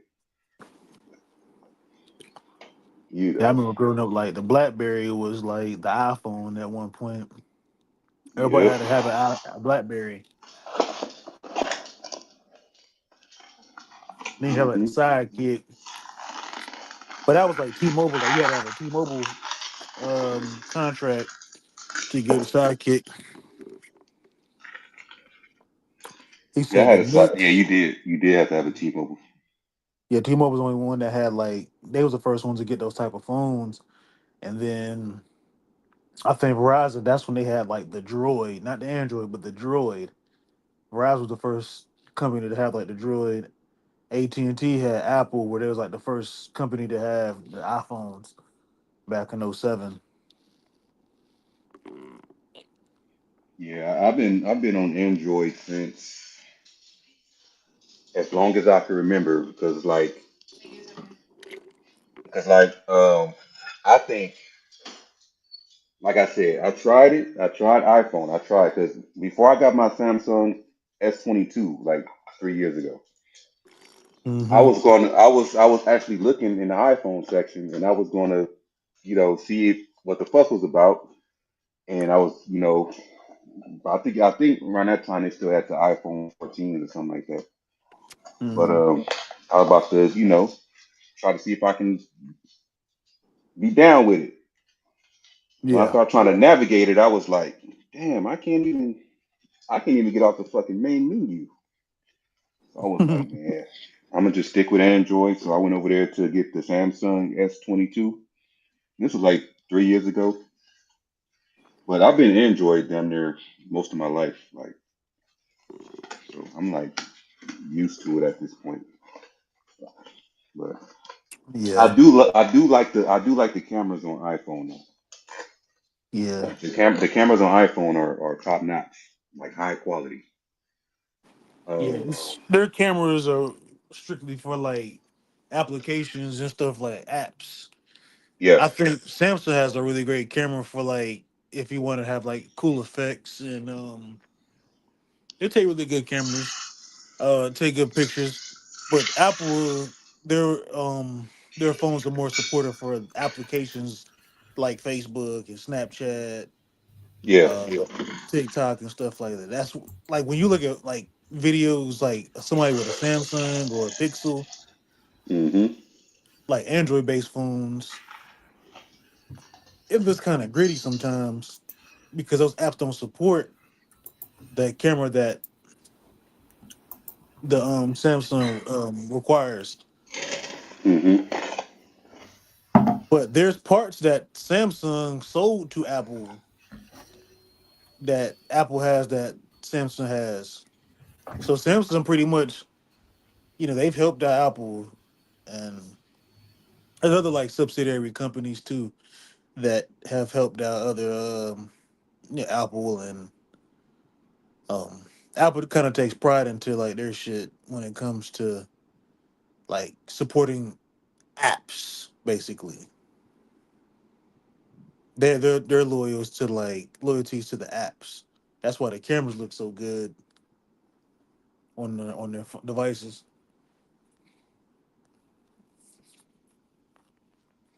But Samsung takes I say the Google Pixel takes the best camera pictures to me personally.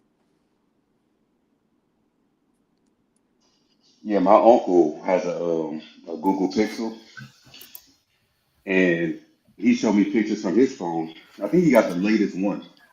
Yeah, I used But to have a Google Pixel. I used to. yeah, they got like a crazy zoom on that phone. Like he took pictures of the moon and all that. Yep. Mhm. Hmm. It's like a telescope. Yeah, they got a telephoto lenses like pro models and like they got some kind of like technology on their devices where it's like super resolution zoom. They can zoom up to look like you can see the fucking planets damn near. I think it's like 30 times or something like that. They take good Yeah, pictures. yeah. I wanted one, but I think they costed more than the Samsung at the time. Yes, they do. I just Yeah. stood in clear of it. I said if I ever get rid of my iPhone, I'm getting a Pixel.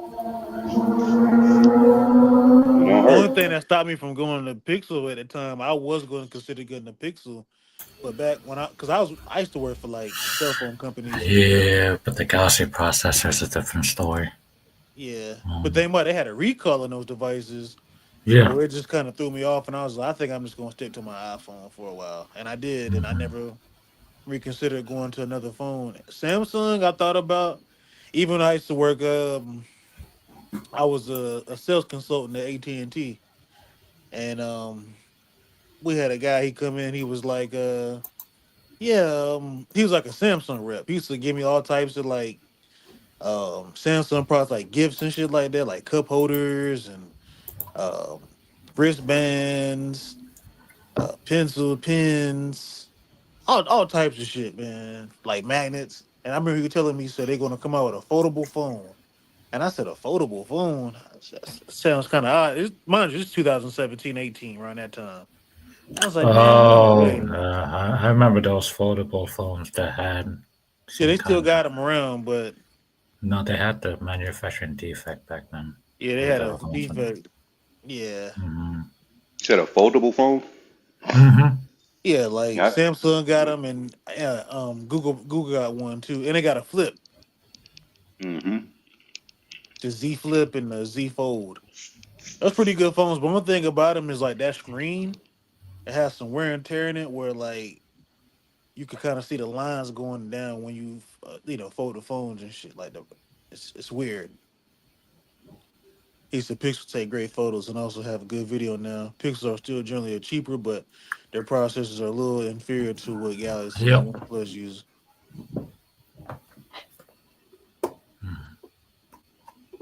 Yeah.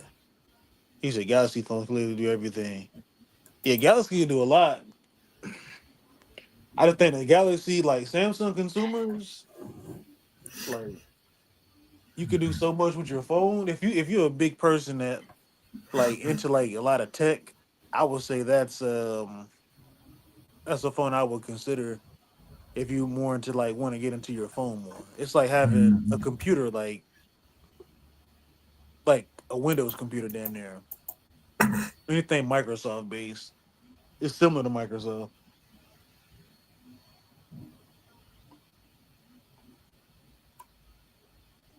Yeah, I think I heard.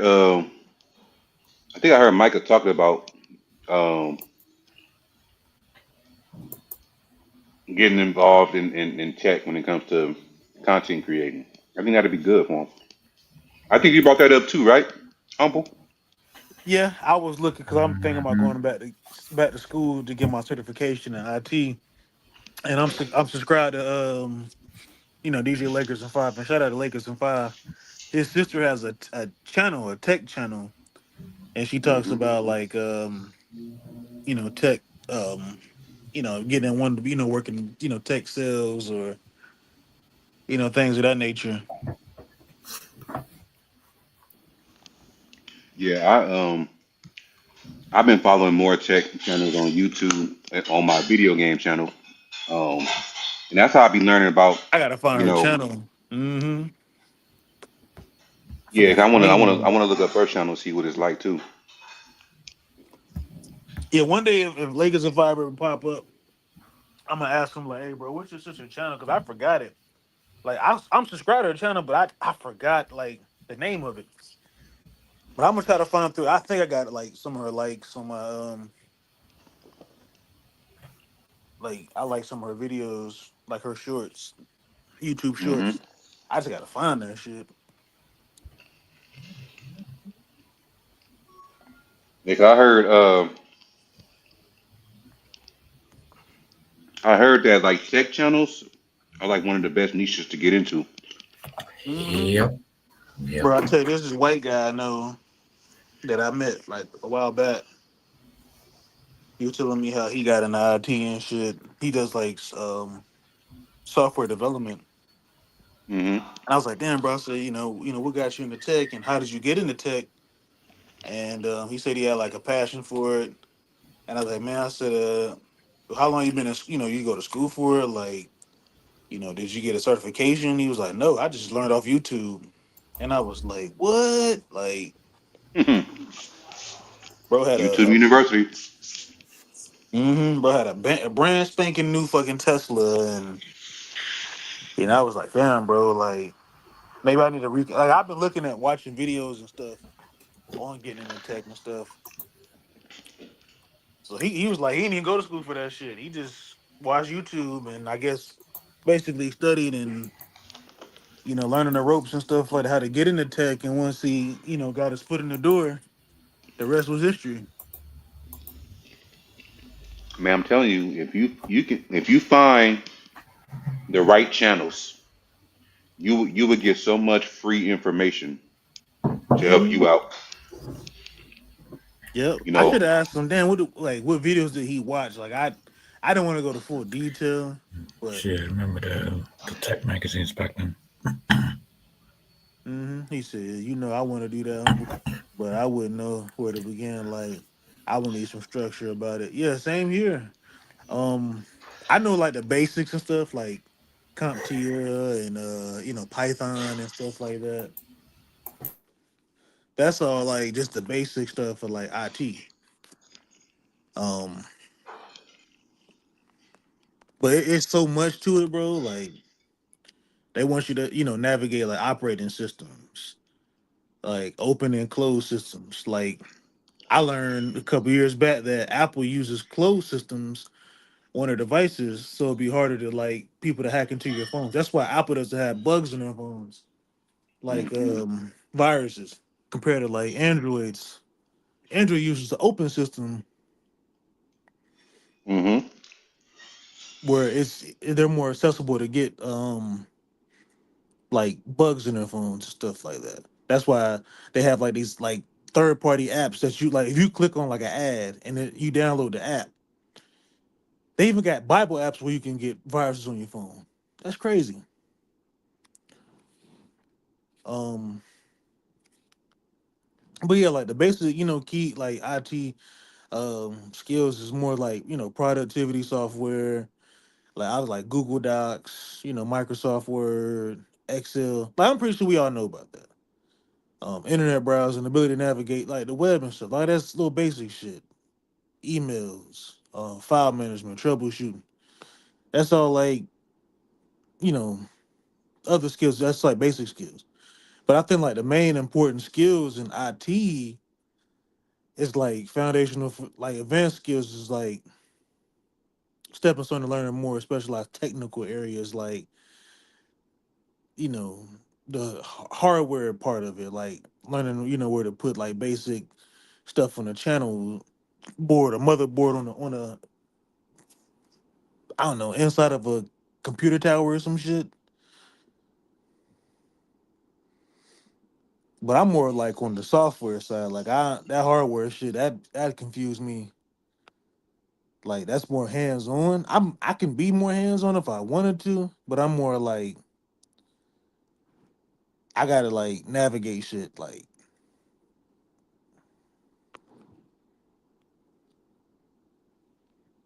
but I'm gonna look into it. I I know if you came up with an app or knew how to make and build an app to where it can do a lot of things like a certain like an AI app. If you came up with like your own AI app that does a lot of shit, you can Hmm. definitely make a lot of money off of that shit too. Yeah, with AI now, bro. Like, see the thing with the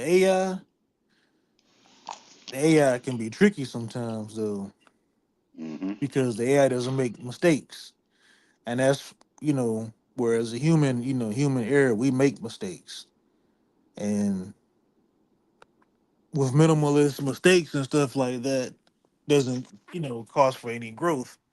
But having an AI app, that's genius, bro. Like I think with Twitter, what they got what called Grok or Grok or something like that, GROK, bro. You can pretty much people ask Grok for everything, or they'll say, Grok, can you create this and turn it into this, and it will. Or Yeah, I see. perplexity, yeah.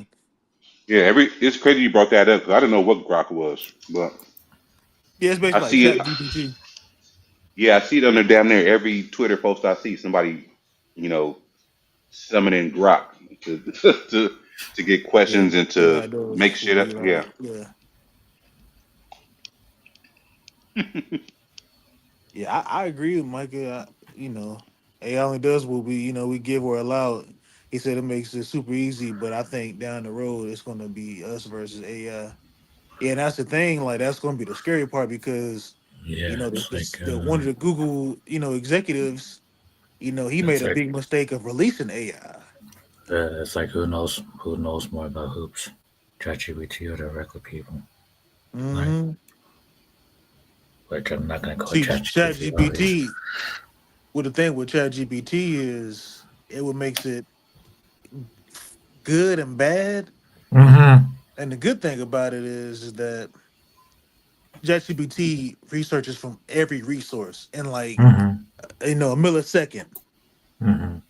From different resources, from Bing to Mm-hmm. Google to web searches. Mm-hmm. Like it's a Mm-hmm. computer that's pulling up everything all at once, and it can break it down. Like remember that night when we all was talking about like the '96 Bulls versus the '17 Warriors. That shit broke that shit down and had its own perspective because this said, oh, we have Phil Jackson versus Steve Kerr. as the coach, or we got Mike. Who's gonna play Michael Jordan? Is it Clay? Is it Steph? Is it KD? Like it was just breaking down y'all remember the episode we had when we was on here, and and talking. and and humble. It made sense at the same time. It made fucking sense, facts, and we was sitting there thinking like, well, damn, that shit was Hmm. crazy. Like that shit broke that shit down, bro. But That was a pretty super cool episode. it Chat was. GPT. Mm-hmm. I mean, it's a little bit of AI in everything we use. Um, I I know think.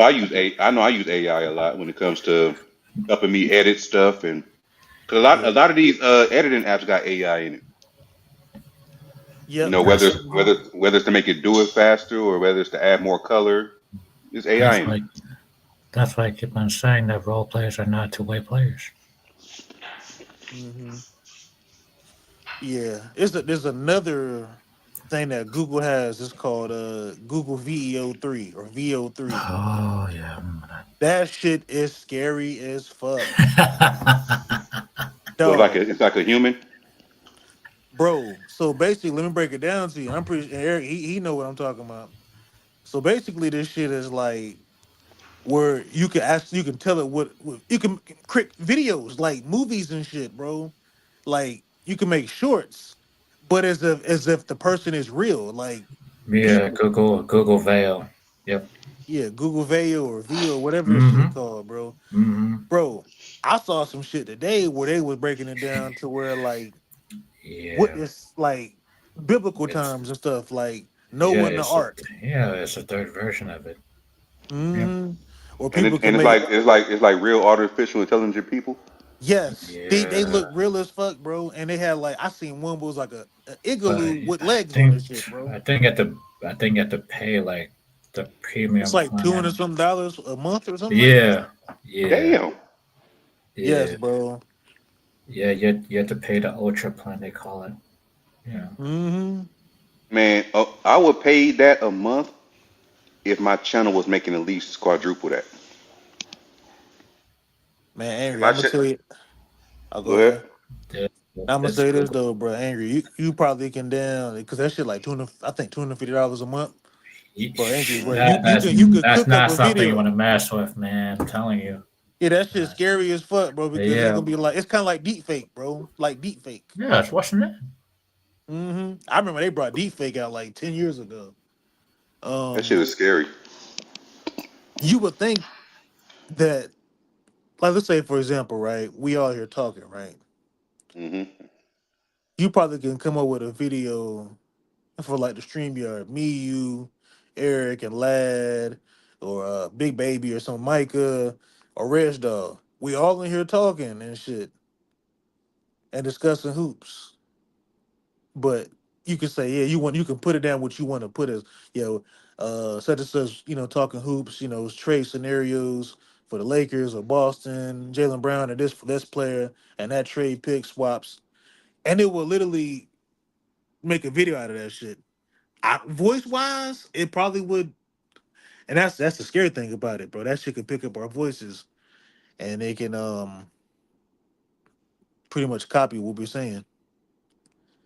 Yeah, Like, and every time I see videos like that, because y'all bring up a point, and I see a lot of videos like that where it's faked.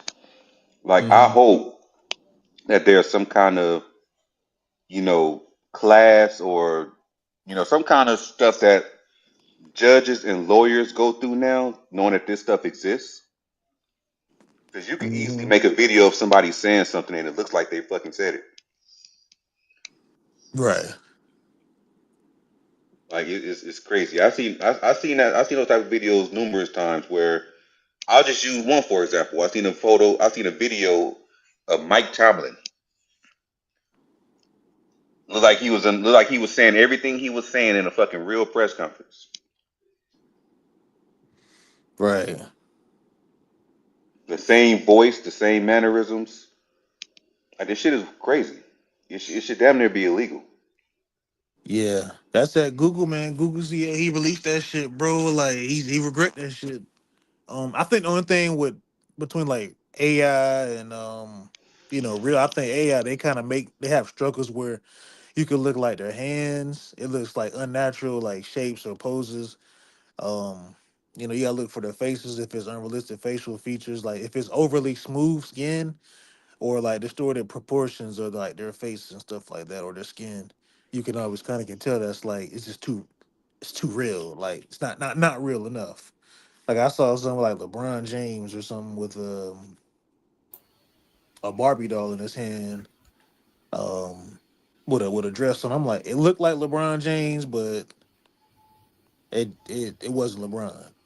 Like it just looked too good. Like like it wasn't. It was perfect. Like his skin was perfect, and everybody has like flaws. Hmm. This shit looked too real.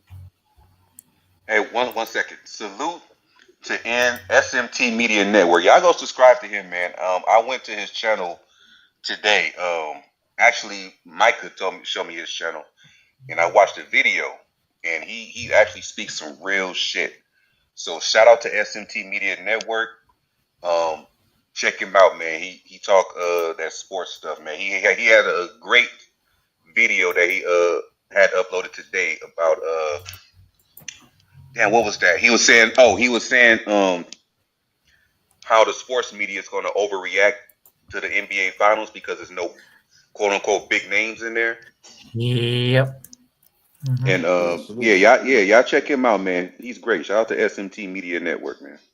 We're definitely gonna check your channel out, man. Salute the SMT Media Network, man. Appreciate you, pulling up to the show. Sending your boy Angry some love, man.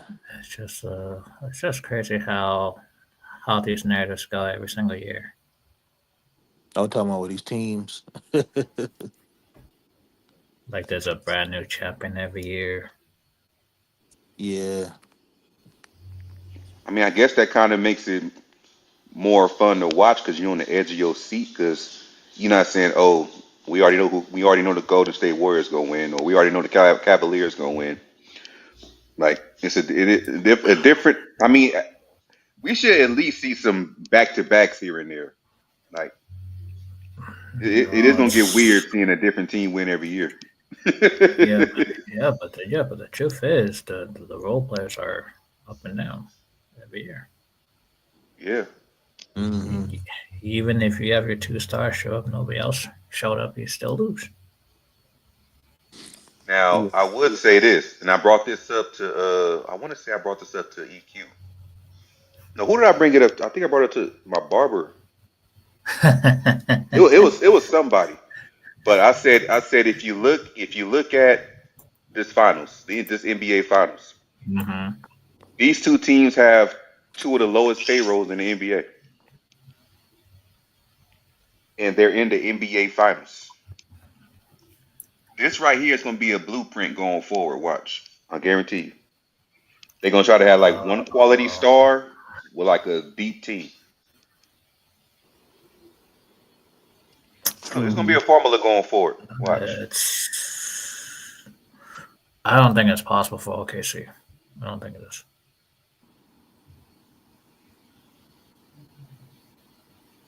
Because I it's think. like Oh, saying okay, Chet Holmgren is due, and then Jalen Williams is due. So you're trying to tell me that okay, so you don't have to pay these guys and just keep on using the war chest of picks and just draft whatever role players are on share every year. and that's what I'm saying. EQ. They got to the point where if they can't pay these guys, they can draft somebody and take over their roles and don't lose a beat. And that- and they I mean they won't lose too much. I mean, I think lack of continuity speaks itself. No, I mean it does. It does. It would be great to have a team you can keep around for like at least 8 to 10 years. I mean 4 years. I'm not saying like a full decade. Like that's not even possible at this point. Maybe like Hmm. 4 years. Yeah, like it used to be. I mean you probably only keep like 'cause I know Steph been around Draymond for like a decade. um, but they did end up getting rid of Klay Thompson too. So What if the league's most overrated player? What if the players wins the title? I mean, I'm, I'm taking the most overrated player for over the MVP. I mean, I'm actually sticking with my dark horse team. I'm still going for the Pacers to win. that's And fine. and and if he is, like you just said, wins the title, um, It looks like OKC has a lot of work to do. I mean, if he does, I would be happy for Tyrese Halliburton, man, because to be voted the most overrated player by your peers, and you just go out there and beat the best team in the West after not only that, but you took out the team that took out the NBA champions, which was the New York Knicks. And then you go to beat the best team in the West with possibly the best defense in the West, in the NBA I possibly. mean, they beat every single team that had bad defense in them. Then the Thunder.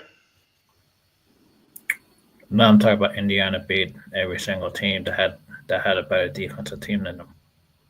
Yeah, I mean you can have the best defense in the world, but when you going against a team that plays fast paced and it's the ball movement is great, it's gonna be hard to really stop that. Like you because I mean we all heard the saying growing up defense wins championships, and for the most part it's true. But a lot of times when you're in a great offensive flow, that's gonna overtake the defense that's being played. Yep. Because it's been numerous times on this panel right here. It's been numerous times where I gave y'all the scenario and y'all said, the top scorers in the league will beat the starting five of an all NBA first team.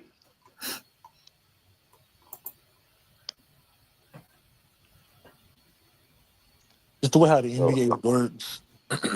yeah, We've kind of saw the underdog take out the big dog. Um, you know, you look at the teams that we thought that we like, man, they not really that talented, or they're good, but they're not good enough to Hey, be this talent. it This happened with the 04 Pistons. the '04 Pistons. I was just about to bring that up. Like, And that's what this Indiana team is, 04 Pistons. yeah, Because they're not as gritty as that team, I would say. no, But but they're bigger. They're a big underdog just as the 04 Pistons. and I like I man, said, I like Indy. Like, I've said that I'm sticking with my dark horse team, but Yeah, because they're an underdog. They're yeah, a they're the big underdog. underdog. Yep. I didn't think they would make it this far No. wholeheartedly, but I'm like, dog. I said as soon as they got past the Cavs, I said, damn, they got a chance. They really. I was like, damn, I'm starting to like really believe like they really can make it and they can go all the way. Because at first, I was like, yeah, that's my dark horse team. I think they can If surprise I'm other if I, teams, if but I'm the Cavs, I'm splitting that backcourt you got to. mm, because I'm not gonna make the cat move and all of a sudden I still have the small backcourt. Like right. Whose contract is bigger? Mitchell's. Mitchell had a big country. Utah and him and Rudy Gobert Gobert. both got big Yeah, contracts in Utah. yeah. So since people are trying to shed salary, and if I was the owner and Garland was always healthy, I don't know. I would probably look to move Donovan Mitchell out of them two.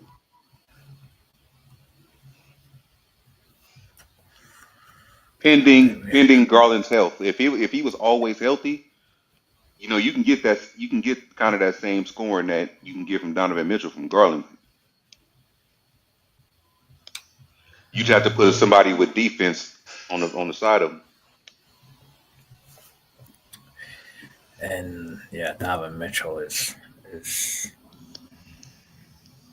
he You didn't said have a the great Cavs series were the against. easiest matchup. Only the one guy to really worry about.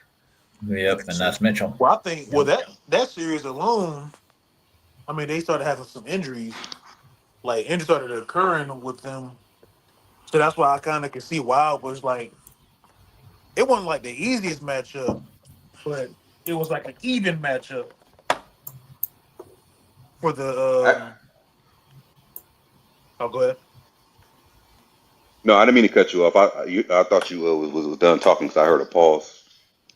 Now I was gonna say like I don't say that was the easiest matchup for the Pacers, but I think it was an even matchup for them because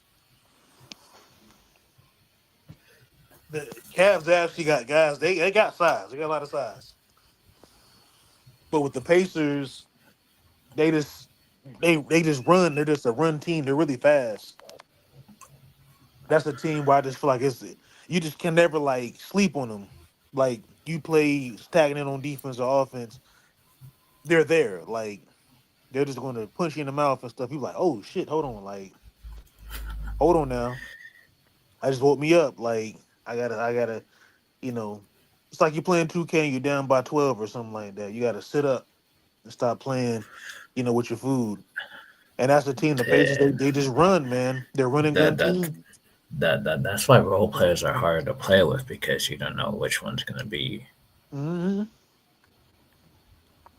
I tell you, And last year, and I hate, the past is the past, but Hmm.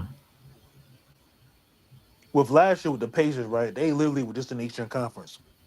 Yep. That was a team where I'm like, okay, they playing for something, but I don't think they have enough. hmm Coming into this, this past season with the 2024-2025 season, I was like, this got to be my dark horse team. That's this my exact where I said this got to be my dark horse team. Like, I feel like they can play for something. They can match up with Boston.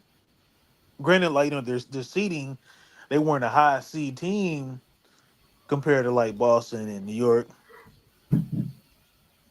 but they were just a team I feel like that can give a run for Boston's money, and they can get back to in that conference finals again to play Boston.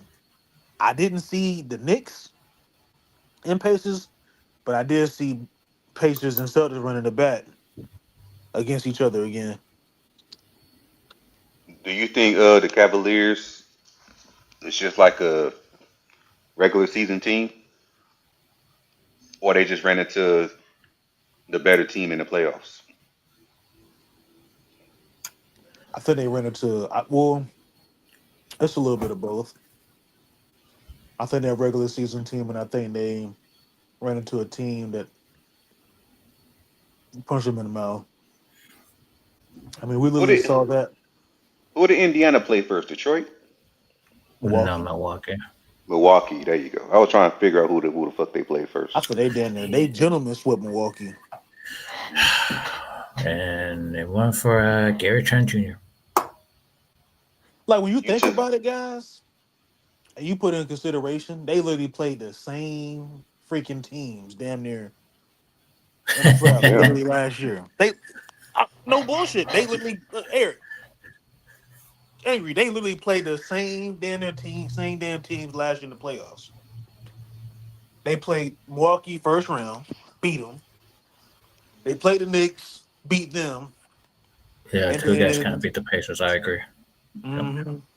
And then they gave the Celtics a hard time, but Jalen Brown was just, bro. Jalen Brown was on a whole nother level, bro. Like Brown was killing it, bro. Yeah, and we were talking about splitting up the Boston Celtics. He said one guy can't beat the Pacers. Not Yeah, I even mean two. that's true. But I was saying like, far as the Cavs and the Pacers, they match well. I just think that the Cavs. And I'm not capping for the Cavs and making excuses, but injuries did kind of hurt them though in the long run. They started having like, injuries like later in the season, and I was like, damn, that's gonna hurt them like in the long run. I knew it. I said that's gonna hurt them long term. I told my coworker, he's a big Cavs fan. I was like, bro, I said them injuries gonna catch up to y'all. I'm gonna say it like this, man. Oklahoma better hope and pray that Indiana don't split the first two. Because you got this format is 2-3-2 in the finals. It's gonna be 3 straight games in Indiana. Oh, Like they Oklahoma, took it back to the old format. ain't it still 2-3-2? Or they switched it back? So I would thought it was like 2-2, and then it's like 1-2, isn't it? Yeah, it's 2-2, 1-1, and 1. Yeah, Okay, they it's switched it 2-2, back, 1 and 1. Mhm. but still, if Indy wins, oh yeah, he just said it too. He said if Indy But yeah, wins game one, I'll I take the took. Pacers in 6. Yeah, I'm taking Pacers in 6. Yeah, Yeah, You did, I think that's going to surprise OKC. and yeah. then like I That'd be the worst. That'd be the worst game for OKC to lose. and the reason why OKC is they needed guys like Case and Wallace, Oscar, and those guys. Hmm. They gotta show something offensively.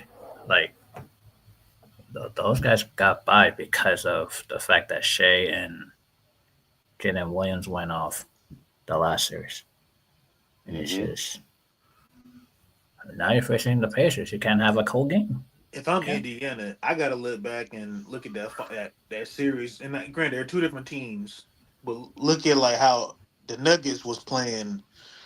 And I know the Nuggets kind of had some heroic kind of moments in that series, Hmm.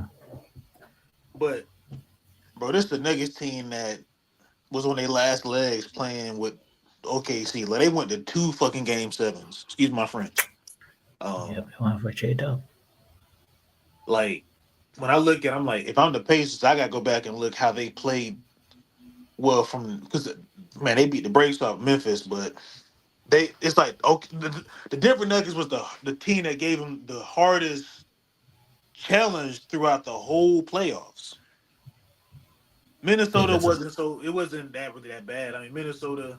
because of what Aaron Gordon did, Aaron and Gordon was like the X factor mm-hmm, for the mm-hmm. Nuggets. You know, they was giving Big Yoke a hard time, and Jokic, that's my guy. Jokic has some stinker games, bro. Like from game Yeah, what? Chad was a force. Mm-hmm. Um, but just gonna deal with guys like Miles Turner and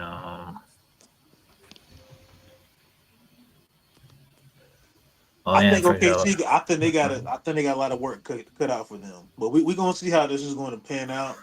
I do They, like Tyrese Halliburton's leadership they have to hide Halliburton. defensively. Yeah, I don't think that'll be tough because they play as a team. Like yeah, they got to hide Halliburton. That's the only thing. OKC My, play as a team. Not OKC. I mean OKC too, but Indiana plays as a team. Like even when they bring in what's his name off the bench, TJ McConnell.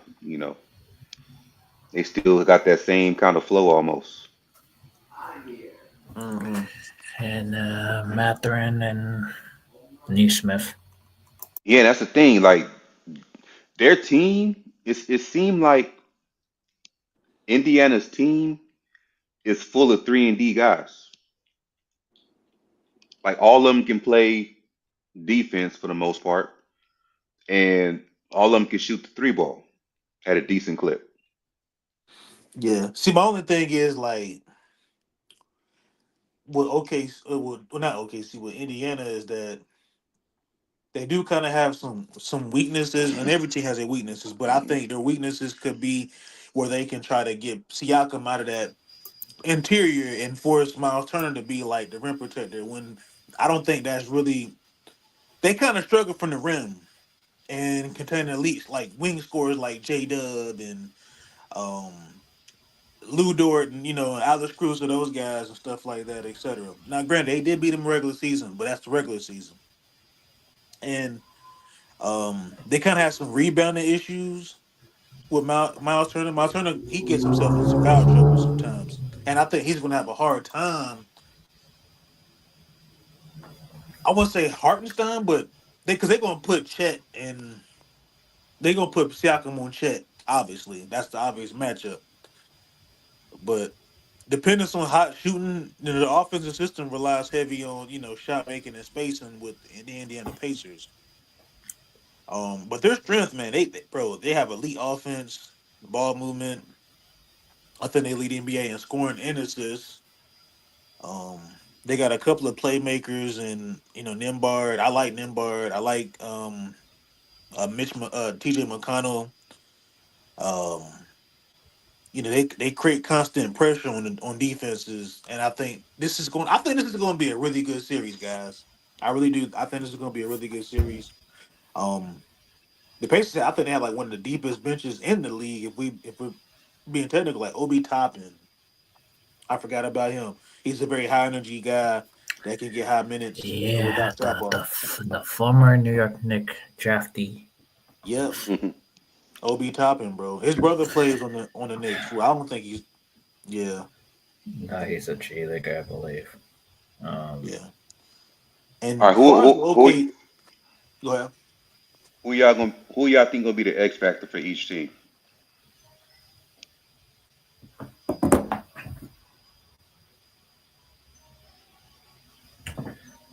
Um, I'll go with.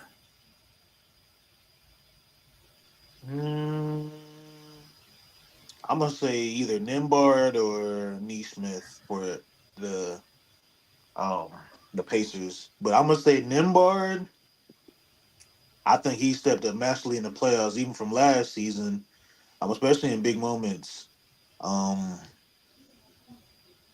against OKC, what they got like Lou Dort and Jalen Williams.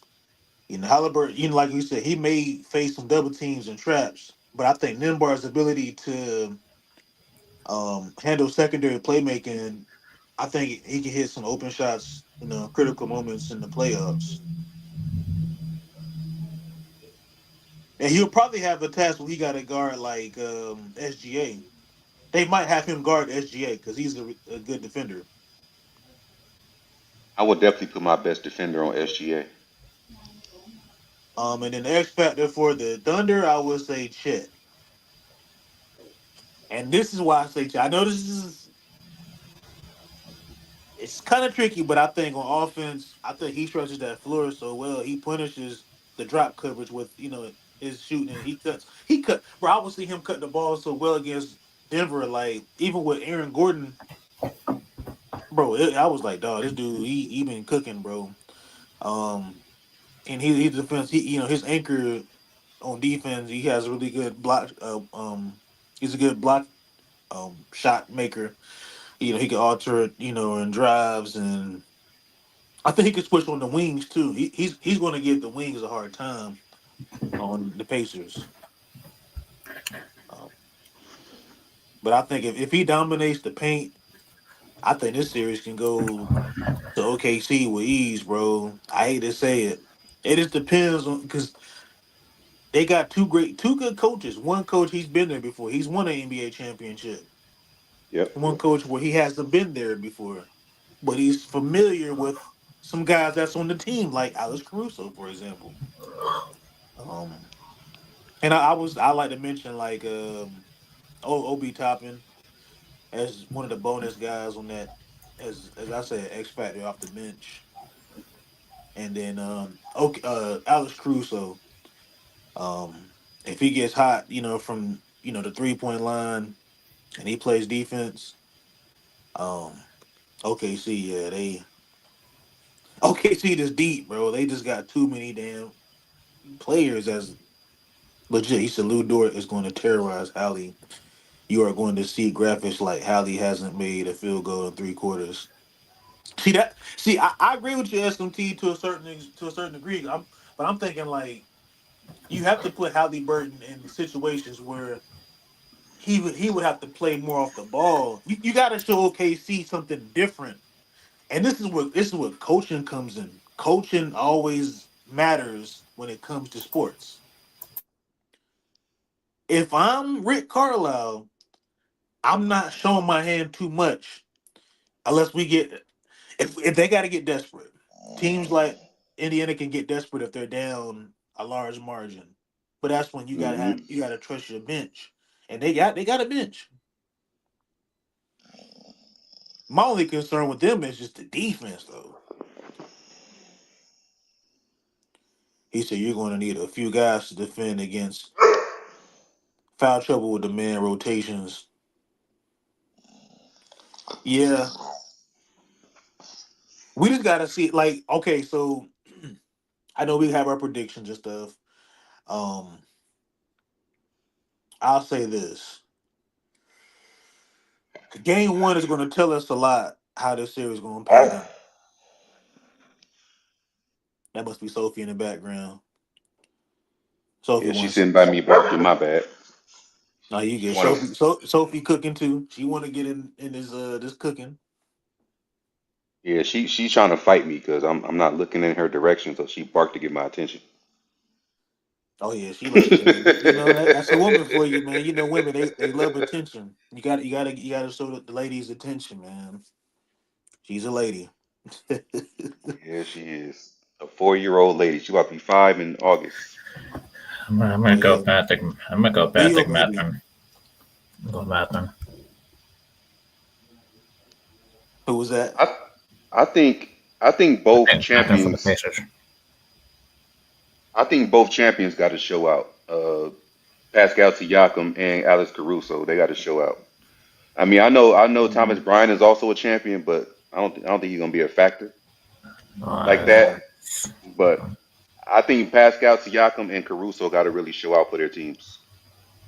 Yeah, these are champions, man. Yeah, He said, I agree with that. Hallie will need to impact the game in transition and off the ball. Yeah, thank you, SMT. I just, that's just my analysis, my perspective on how I see the game with Hallie because OKC, they're going to be gunning for him every time. And, Lou Dort, he's a pit bull. He's a pit bull. Bro, Lou Dort, he's a dog, bro. And yeah, they're gonna try everything to get under Halliburton's skin. I think Halliburton he's a cool, calm, collective guy. He doesn't really let the moment get to him as much. But I think with OKC, with their defenders and stuff, they match up well. Both teams they somewhat match up well. I think OKC has the upper hand because of just some more depth and man, they got the MVP. I mean, shit, SGA is a beast, man. I can't take that away from him. But I think they would have to go in a direction where he has to play more off the ball more. Just not to show you got to show him something different. If that makes sense. He said, Caruso is another guy just like Dort. Yeah, that's what I'm saying, man. They just so damn deep, bro. Like pause. But half court sets will be fruitful. Yeah. Okay, see bench defense almost as good as the starters. Hmm. And the thing about it, SGA, he's not even really a great defender. He knows how to play defense. That's the thing. He's not a great defender. He just knows how to play defense. And but yeah, I think game one is going to tell us, and it's usually always like that with any series. Um, when I saw how when OKC, I still think the Nuggets and Thunder series was really interesting. How that panned out. Aaron Gordon hitting the game winner from the pass from the 3-point line from Westbrook. He's sitting there. That was a nice pass in the transition, and how they won that. I don't know how in the hell they snuck out from that game. Like, but you know how Nuggets they run that 2-man action with Jamal Murray and Jokic in the clutch and down the stretch. I think Chet missed like 2 free throws down the stretch, which pretty much cost them the game. He's a fine defender. He's not a liability or anything like that. Yeah, he's a fine defender. He's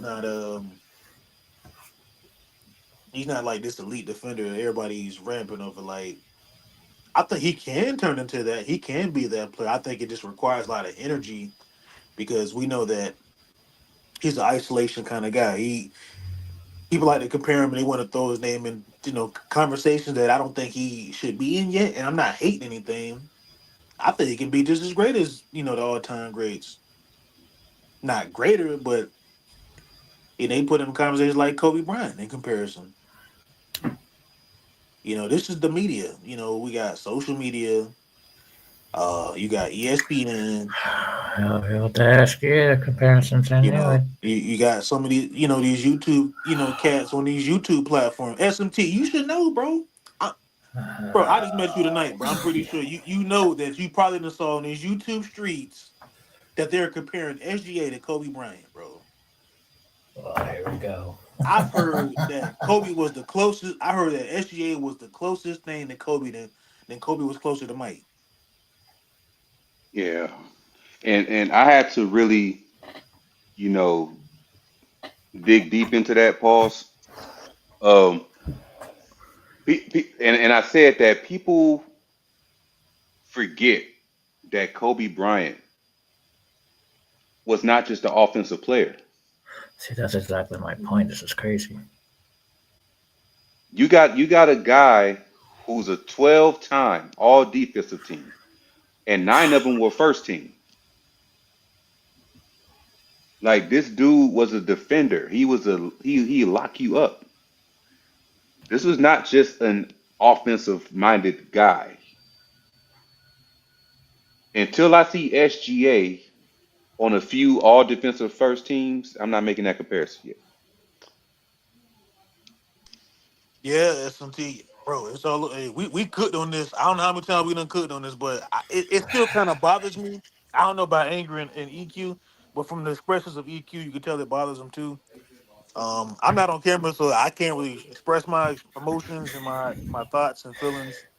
You know, my point of view to you guys, but comparing SGA to Kobe, I don't think it's not fair to SGA because of It's how not. elite Kobe Bryant was, man. Like No, yeah, that's what I said. It's not fair to compare him, but they do it anyway. they do it anyway, and I think it's out of spite because they hate Kobe Bryant. Um, it could Yeah, be like that. they, yeah, like they don't want to put him top 10 all time. Duh. Mhm. They really just need to stop saying Kobe is the closest to Michael Jordan when you have him 11th. That's exactly what I'm saying. If he's the closest thing to Michael Jordan, you should have him at least two. Like if Shaq was my GOAT and I said, uh, okay, let's just say Elijah Wan was my GOAT, okay? I say Elijah Wan is my GOAT. And Mhm. then I say Jokic is the closest thing to Elijah Wan I ever seen offensively or whatever, or just all around big man. The closest thing to Elijah Wan to me. Mhm. But I have Elijah Wan as my GOAT at number one, and I got Jokic down to like number 12. That wouldn't make no sense. If he's the closest thing to my GOAT, why is he rated so low? That would be my 1A and my 1B. Mhm. That's how I got with Jordan and Kobe. Like Yep, they're you, you desperate can to you verify anything. But you can put Jordan and Kobe in any order you want. And for me, they're both 1A and 1B. You can put that in any order you want. For me personally, has always been Kobe 1A, Jordan 1B.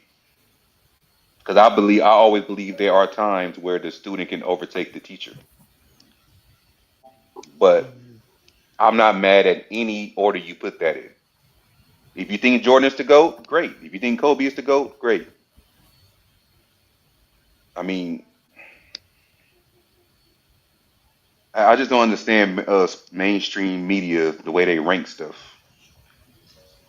Like, I really don't. Yeah, because they want to. And I hate to talk about like errors and stuff like that, but they've been propping this air up like it's the best thing since sliced bread. And oh, here we go. if this era was so great, man, like I saw a clip earlier while I was at work. From I was watching some of the 2010, Lakers and Celtics series, and Yeah, I'm just yeah, thinking yeah, of how the intensity of how that series went. Like the first 20 seconds, 28 seconds of that series, there was already some shit going down. Like two defensive teams going neck to neck at each other between Hmm. Boston and the Lakers. Um, He said this air is cool in the playoffs. The regular season is straight trash. What's up, yo? What's up, y'all? What's up, bro? So what's up? Hey, hey, humble. I heard you when you were saying that Kobe Bryant was like 12-time All Defense, right? Mhm. And you said like, this is what I don't understand, right? So like people say that Shea is closer to Kobe when Shea don't even have defense, right? When they say Right. LeBron is better than Kobe and Michael, when LeBron's not even on that top tier of defense. You know what I'm saying? Like that's what makes me so mad because like it's like bro, Kobe had offense and he can lock you up on the defensive end. You know what I'm saying? And low key he had IQ. So and you know what I'm saying? He had handles, he had the post up, he had the three, he had everything. He had the mid range shot. You know what I'm saying? Like he had everything you need. You know what I'm saying? The passing ability Mhm. when low key wants to. So it's like why do they keep on saying that SGA is that type of dude when SGA is just a scorer? And why they Mm-hmm. keep on saying that LeBron is better than Michael when LeBron don't have the killer instinct. LeBron don't have the the will, not the will, but you know what I'm saying. You know that killer Hey, instinct. I've He been don't I've been have the he saying don't this. have the defensive ability. He don't have the handles. He don't have the mirroring. You know what I'm saying? Like he don't got some of these things that Michael and Kobe have. You know what I'm saying? Like they had to Mm-hmm. work for all that stuff that they got. You know what I'm saying? Like all he, if you ever watch LeBron, all he does is go to the basket. Low key, I'm he had to learn how to shoot the ball. He was out here shooting like Ben Simmons, bro, and like Julius Randle. That man had to well, learn how to shoot the basketball, bro. What are they talking about? Like that's what gets me mad, bro. Like for well, real. well, here's my thing. I'm not going to always, agree with everybody and all that type of stuff. Your list is your list, okay? Mhm. But me personally, there's no way I can say that LeBron is better than Michael Jordan. Wait, you mean you Right. missing somebody else too? I mean, he's not better than Kobe either. I mean, Oh, I'm thank talking you. about that's why I said for me personally, everybody knows I got Kobe and Jordan 1A and 1B. Yeah, bro. Like that's So if ridiculous, so dog. if he's not better than Jordan, he's not better than Kobe either, in my opinion. Yeah, but like even what Humble said about SGA, like what are those people even watching basketball? Like, so I'm like, or are they just watching stats? Because if they're just watching stats, then that's what they're doing, bro. Because that's ridiculous, bro. Of, SGA of, doesn't have of nothing course even they watch. Of course they watch stats because they bring up efficiency in every single category. And that's what they're all about. Like like that. That's oh my that's god, that's why it's the it most that's kills why it's me, the bro. most asinine thing I've heard in years. It Like junk kills me when people say that LeBron's better than freaking. How in the heck is he better than Michael? I'm just saying like people bring up numbers Do like they? it's a real thing. Like Hey, let me ask you a question, right? Okay, all the LeBron fans that are Lakers fans, right? You Hmm. think they watched Kobe Bryant games when he had number 8? No. You think they no, watched him? The only time they probably watched him when he had number 24, and that's it. They never saw him when he had number 8. no, they probably watched them through the 2010s and that's about it. Yeah, bro, like that's crazy, dog. I'm It, just it, it, saying Me like mad. it's really and it is really mind-boggling. Like I said, your list is your list, but it is mind-boggling to me when but people my age or older than me would say that LeBron is the best player they ever seen. they think they know Kobe's career through looking at 6 seasons, which is crazy.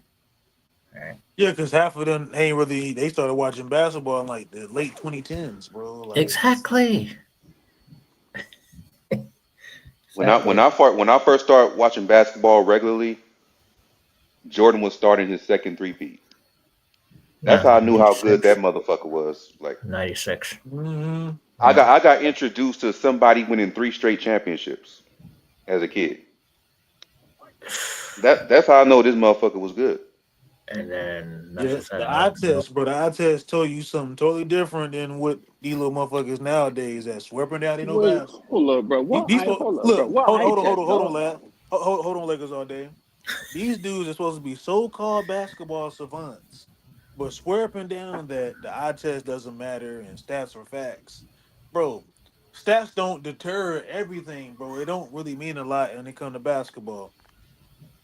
You It's don't. your impact and your will to win. And what I saw from And Kobe Bryant, I was like, damn, bro, this motherfucker a beast, bro. And then being a historian in the game, I didn't watch Mike in the '90s, and but going back and watching those tapes, I'm like, bro, Mike is the truth, bro. Like, and and not to and discredit LeBron James, LeBron the truth too, but no, Mike but was one is they, S tier, bro. yeah, but then they try to compare SGA to the previous MVP, and I'm like, where's this going? Like, you want to compare SGA to the previous MVPs? I'm like, you lost your damn mind? Like, I You know the crazy part? I've never seen any LeBron stands don't know. in any of his shoes. Yeah, They maybe might they one or might two you'll see him. Yeah, they might have his jerseys or like custom made shirts, but I've never seen LeBron stands proudly wear his shoes or say they got his shoes. they're not real Everybody wear Jo- basketball fans. everybody wear Jordans. I still wear Jordans to this day. hmm Mhm. Like everybody wear Jordans. I would buy Kobe's if it wasn't so damn expensive. They, they're not, they're not made for. Man, I think they're just made for style. To be who honest, Jordan? no Kobe's. They're just made for Yeah. style. So I like them Dodger ones that's out. You don't want to hoop in those. And I'm just I've saying, like, I've never hooped in shoes I paid over $100 for. that's what I'm saying. I'm not. I'm not hooping in those I hooped shoes. in some Yeah. LeBrons, but that was a gift given to me though. Oh, that's different. You know, I'm sure they hmm were given to you to play basketball in. Well, they were giving this for style, but I just started wearing them. So I still got a pair of my LeBrons. I had some LeBron Soldiers, I had some LeBron 15s, I remember and I those. saying like I'm a fan of the sport, so I'm gonna support like the sport itself. Like LeBron is part of the basket, he's part of the sport, so I'm gonna support the sport. But these LeBron fans, they don't care about the sport as much. They just care about him because he's just this floor raiser, man. He's the greatest thing since sliced fucking bread. And I want to be the same way. I want to be the same way. Humble, but in my this is just my opinion. I don't really see a lot of these today's NBA stars with shoes that I would wear. Mm-hmm. Mm-mm. Like a lot of shoes that they come out with, even though my favorite brand is Nike. Like I don't really see shoes that I would wear.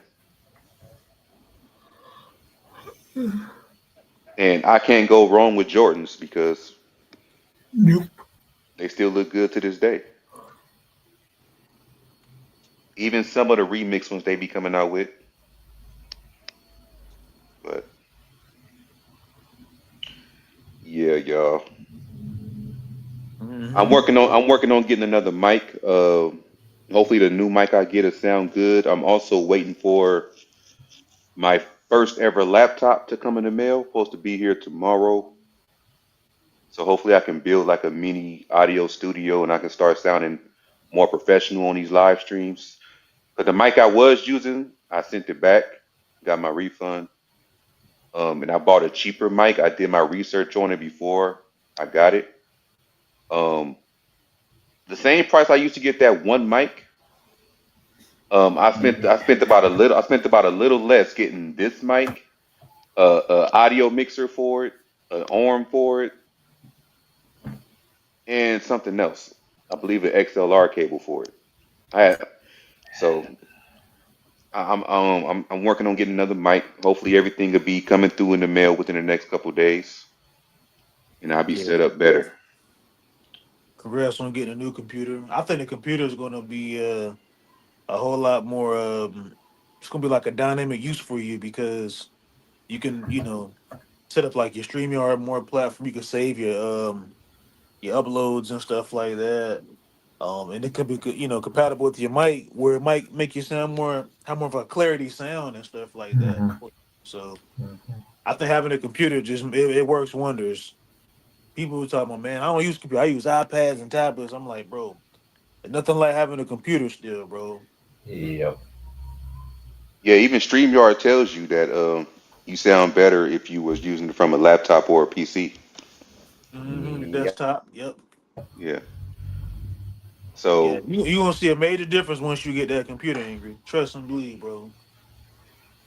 I just hope Yeah, it that's does all. what is. I just hope it does what the description said it does. Yeah, I there's a mean, whole bunch of. I'm taking a risk on it because it was like mixed reviews on it, so I'm just taking a risk on it. There's a few good brands out there. That's a PCs. Yeah. There's a few of them out there. Hey, yo, what y'all was talking about the Pacers? I mean, I like the Pacers too because I heard y'all too talk about the Pacers OKC. And you saying I like the Pacers. Two guards they got. They're guards. They're two guards. The light skinned dude and the one that be shooting threes. But Nemhard and yeah, them Clyde two. They are. Halliburton. I think low key is like if they don't get in foul trouble like early in the game, I think they will really like mess up the game because like they can guard SGA and low key they're bigger than Alex Caruso, so I feel like That, Alex that, Caruso that, gonna have a tough time on those two guards because they could just like Angry said that they oh are my two-way god. players. For real, bro. Like, OKC, huh? OKC and 4. No, I mean like y'all saying that, but like it's like bro, like No, it's they. not me. It's a chat. It's not Yeah, I me. got you, but I feel like the Pacers are like really better team because like yes, I mean bro, they have two guards that can play. They can switch everything, right? They have Pascal that can switch, right? You know what I'm saying? You have a center that can shoot from the outside, right? And that's a problem for itself for they. You know what I'm saying? So it's like they have everything that they need. It's just that they just have to do it. You know what I'm saying? And having two players that can play two-way players, that's a problem. Yes, you know what I'm saying? Like Yeah, I understand that, oh Lou Dort is big and brolic and everything, but bro, like yeah. I you think can't I think if they played the Knicks, I think that would be a sweep. If they played the Knicks. yeah, yeah. I think so too, but even I feel like even with the even with like Lou Dort, saying Lou Dort, he's just big and brolic. He can just play defense and low key shoot the three a little bit, but the two guards, Nimhart and whoever that got there, the black dude, the light skinned dude, both Mathurin. of them, yeah, both of them, they could put the ball on the Yeah, floor. I think Mathurin's the X factor because he has a big task against SGA. Yep. Yeah, I mean, you know what I'm saying. You saw what he did with Jalen Brunson and what happened. He could put Yep. up buckets too. So Mhm. it's like, I mean, like yes, OKC is a better team, but they only have SGA and Williams, right? You know what I'm saying? And Lou Dort is just a bully, but I mean, the bully can get in foul trouble. You feel me? Yeah. So I feel like the Pacers might win it, man. It's possible. I mean, look, you gotta think about it. Like it's sports, bro. Anything can happen, bro. Anything is No, possible. Like I just think the Pacers is the better finals matchup than the Knicks because the Knicks are what they are, and I think they're gonna get swept. Like, Bro, the Knicks, though, bro, their problem is I feel like it's not, it's the coach too, but it's like, bro, like why do you have Josh Hart? You know Josh Hart can't even shoot the goddamn ball, right? yeah, Like Josh Hart that's plays a defense. I problem. agree. Yep. Yeah, you know what I'm saying? Like he's bad at shooting the three, Mm-hmm. right? And bro, like you saying, you could sag off of him all day in game because he's not gonna make it. Mm-hmm. You know what I'm saying? So it's like you can really beat the Knicks, and they did that. You know what I'm saying? That's And low that's key why. OG is like he's still trying to come. He's trying to still develop his game. I You know what think. I'm saying? His game is nowhere near where the Pacers games is. So he's still trying to develop his game. And Jalen Brunson is just too small. Wow. And OG won a championship with the Raptors. Yeah, I know, but this I know, but OG was behind Yeah, Wale. because he was a backup to Siakam. Yeah, Yeah, but and they that's won the why. But championship. now, but just like they said on Gilbert Arenas show that now OG has to develop his game more, and you saw how now he really doesn't know what he's doing on the court because it's his team and Brunson's team. You know what I'm saying? OG's prime years. Yep. Hmm. Yeah. So I I feel like mean, OG would be a good fit for a Denver team, yeah, a different. Yeah, yeah. or maybe Hey, San Antonio. they may have a problem with Indiana now that I look back on it because we almost beat them twice in a row during the season with us having a playmaking point guard. Yeah.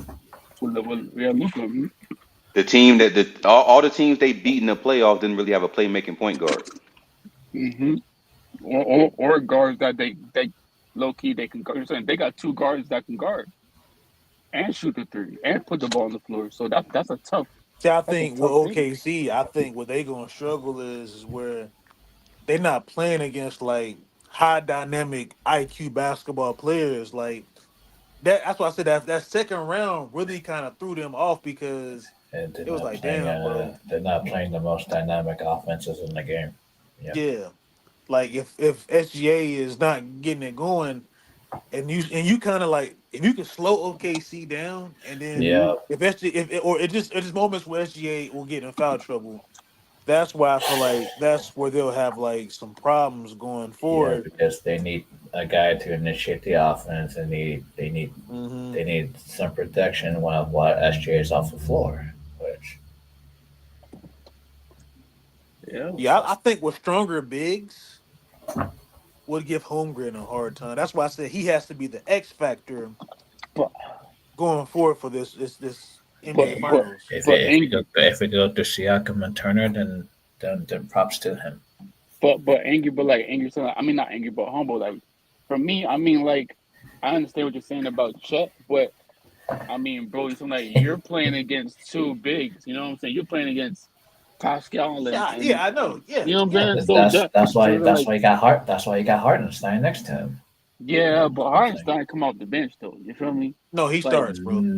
he No, starts they had to play the two big lineup against the Pacers, man. There's no way you're gonna put Chat to five and thinking I can deal with two uh bigs on my own. Yeah, you oh gotta think well about it, bro. Like these big man lineups didn't really start happening until like the last 2 or 3 4 it's so seasons. Yep. funny how people are saying OKC and four and like stuff like that. It's like, bro, like Pacers are better because bro, they got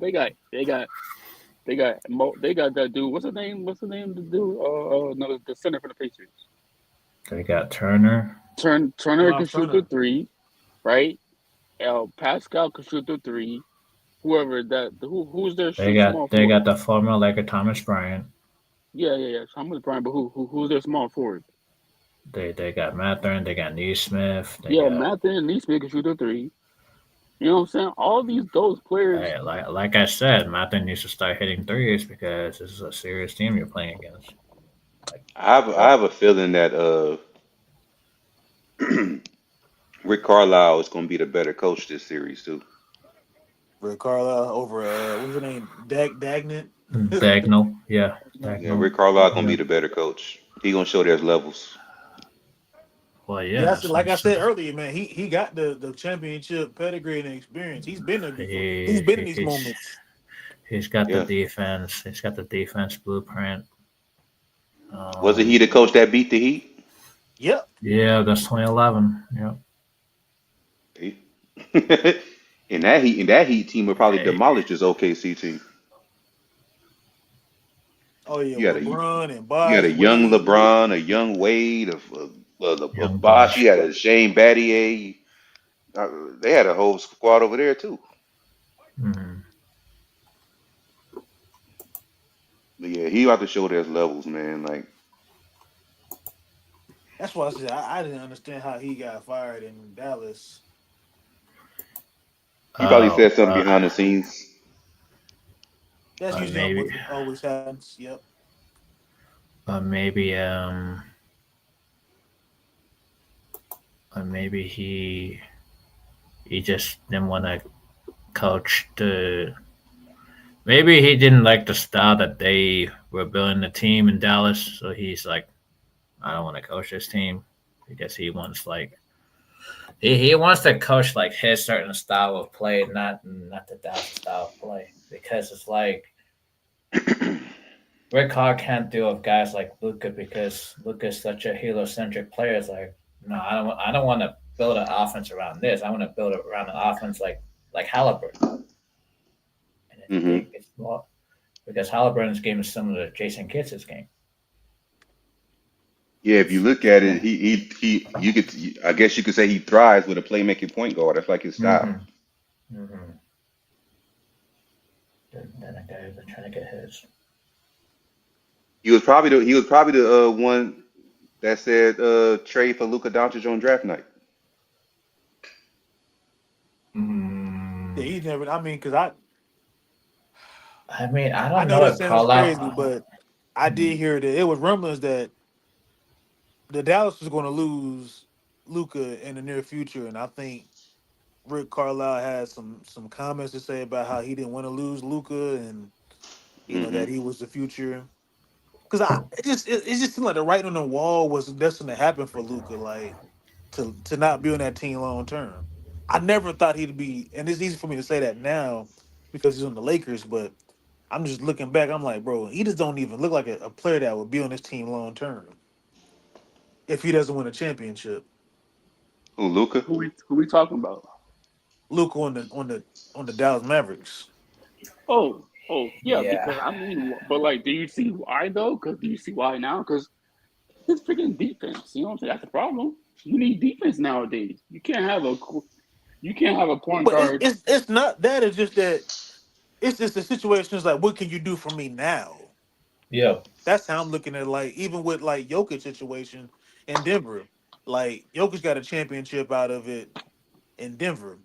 Mhm. If let's say if he never won a championship, motherfuckers would be say, yeah, he got to get out of there, or hmm, teams would be lining up to get him, bro. Like if the asking price was right. yeah, Yeah, but I yeah. mean, But since he's won something in Denver, it's like, well, we're not going to trade him. He's the only player we got. We And never I won and I anything. And and I think Milwaukee's in the same boat with Giannis because they want something with him, and they're yeah, like, if they never won with Giannis, yeah, Giannis would have been. He would have been out the door. They would have been yeah, traded Giannis. yeah. And now Giannis won one. It's like they're not in a rush to move him unless they're willing to part Giannis for the best package. So, Right. and I don't think all these teams got the best packages with Houston not willing to give up a lot, and Yeah, Toronto don't want to give up a lot. San Antonio want to give up a lot. Nope. I even heard Dallas was in that damn conversation too. Yeah,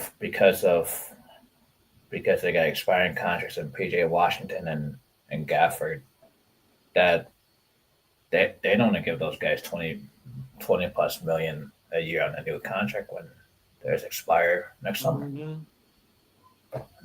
Yeah, because the role players are getting more expensive than they're getting more Yeah. expensive now than ever.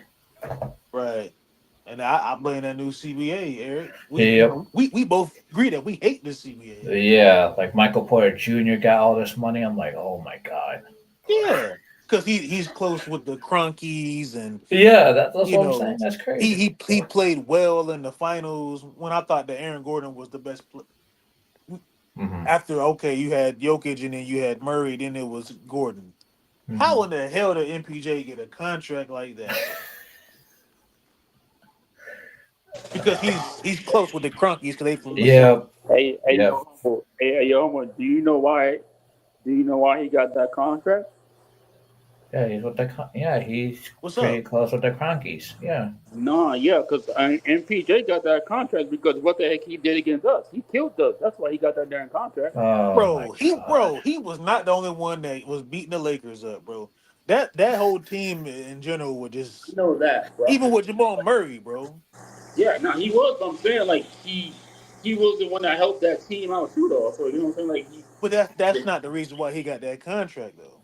then what is it then? Because he's close with the organization, bro. They didn't want to let him go. He would have went somewhere else and got a bigger contract Yep. regardless. Yeah, you're Because right. they feel as though that he was just the right fit for the team.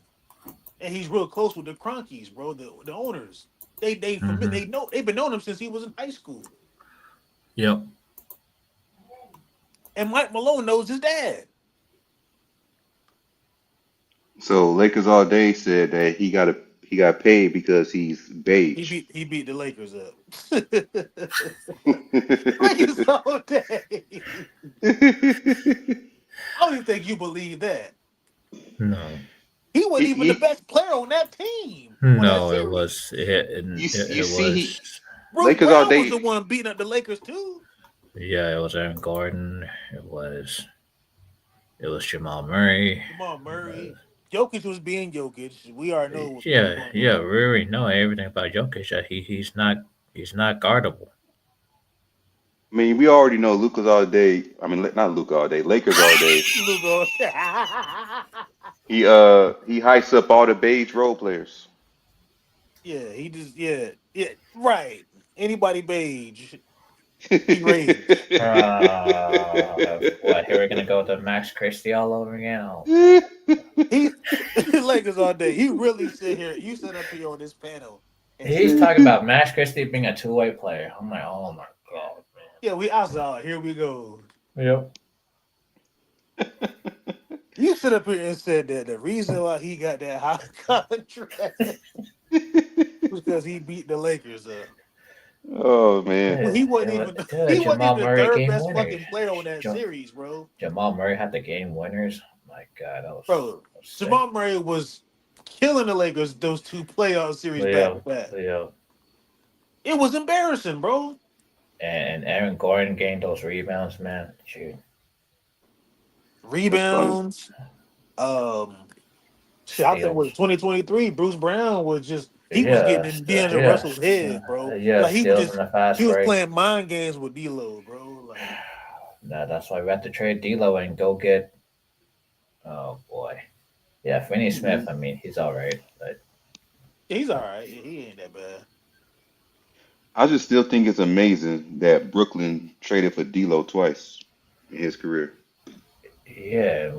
and Brooke Lopez. Holy Jesus, that was the first trade that they made. Mm-hmm. and they didn't resign Brooke Lopez. He ended up in Milwaukee.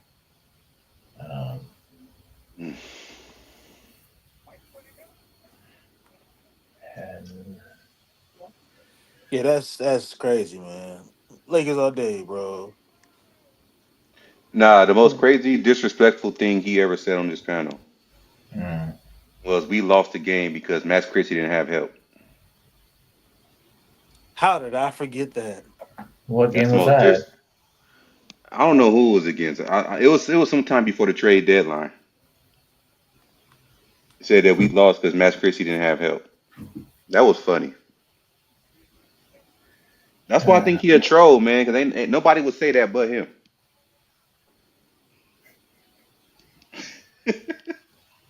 Yeah, that's what I And said. it I don't did. think he believes the shit to come out his mouth sometimes. Like he quiet right now because he know, like, damn, did I just say that shit? He say a lot of stuff for reaction, man. Yeah, he definitely got a reaction out of me. Man, y'all I ain't think right, dog. Man, you know, man, y'all are not right. Yeah, but no, you said I'm just saying but you said Max Christie was going to be a two-way player. I can Wait, go 30 more years of living, and I will Yeah, never hear that from I anybody could look else. so up the entire group chat that said that you said Max Christie could be a two-way player one day. he can. He can. He can be. Yeah, I mean, which team saying though? that he can Which be a team? two-way player. He can. Let He me said ask you a he question, can Eric. be. Let me ask you a question. Eric.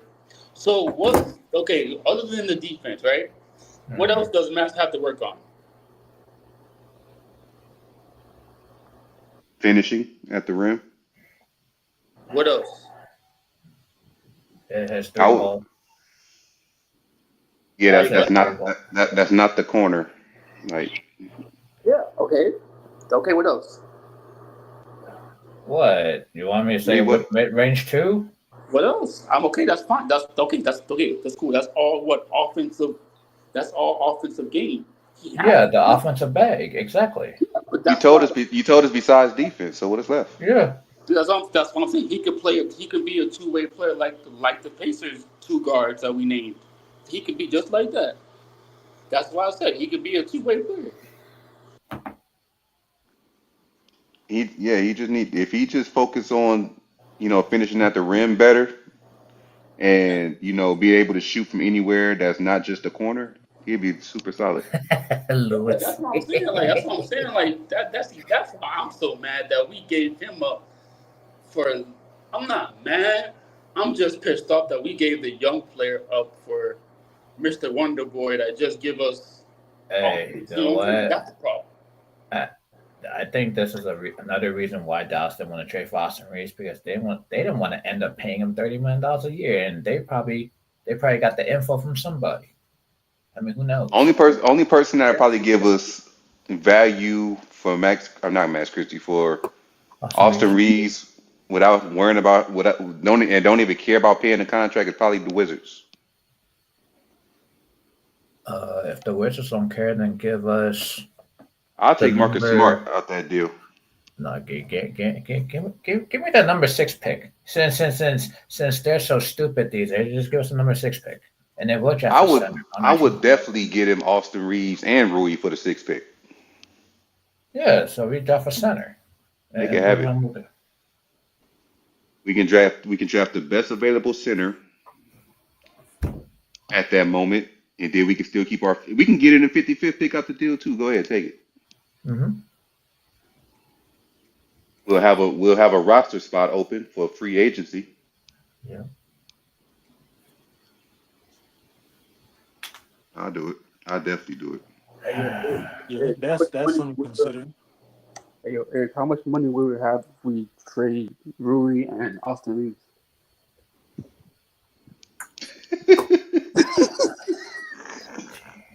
Why y'all laughing? I'm dead serious. I want to know. Dead serious. $20 million. Because if Rui Hachimura was beige, you would be disrespectful. $20 million in cap space. He's not beige. He khaki, like a dark khaki. Oh my God! $20 million in cap space. So 21. $20 million in cap space. Oh. Okay, so how much money does Cam Johnson make, and how much money does 21 make? 21. Who makes 21? Cam. He's still in the Cam Johnson sweeps, dude. Yep. He's not even a free I agent, love it. is he? How the hell we get Cam? What you mean? How the hell you gonna get Cam? We gonna trade both of them. We traded everything to Washington. What the hell we can have left? Bro, What you mean? You do know he has a $94 million contract, right? Yeah, that's okay. Yeah. We just gave up almost everything to Washington. You telling me we still got assets left? Yeah, we got assets. We got Cam Johnson out here, dog. Y'all sleep, man. Listen, Luka. I got to say before. Nah, LeBron. you sleep. No, LeBron and Luka likes shooting. They need sharp shooters on their team. We just gave Austin Reeves and Rui back to Washington. We got nothing left to trade for Cam Johnson. So wait, he's not a free agent? No. Okay, what about He's still in Kaminga? Brooklyn. What about Kaminga? You be following these beige brothers. You don't know their contract. Kaminga's not beige.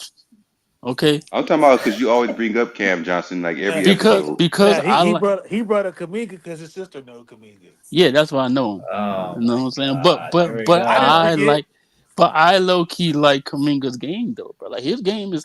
Kaminga's a restricted free agent. There's your answer. And you still never send me your sister IG. Oh damn, dog. just put it in the private chat, man. But let me ask you a question. Okay, since he's a restricted free agent, right? Kaminga. Yes. Does he? Okay, he's 22 years old, right? How old is Rui? 25. Rui like 28 or something like that. 28, and how old's Austin Reeves? Somewhere between 26 and 28. 26. So wouldn't you want to have a younger small forward that can do? No, I need a young center. What are you talking about? No, I'm not. I know a center, but I'm saying once we get to center, we can go get Kuminga because he's 22. He can play the small. So you wanna give up the entire cap space on Kuminga? That's what you're telling me. No. I'm not saying the tire. I'm just saying, go get the center we need, and then once you do that, go move Rui Japan behind and move him out the way. Hey, that sounded racist, man. My bad. Not move him out the way, but I'm saying go trade him away because we got this young guy in here. We just sent him back to Washington. What you mean?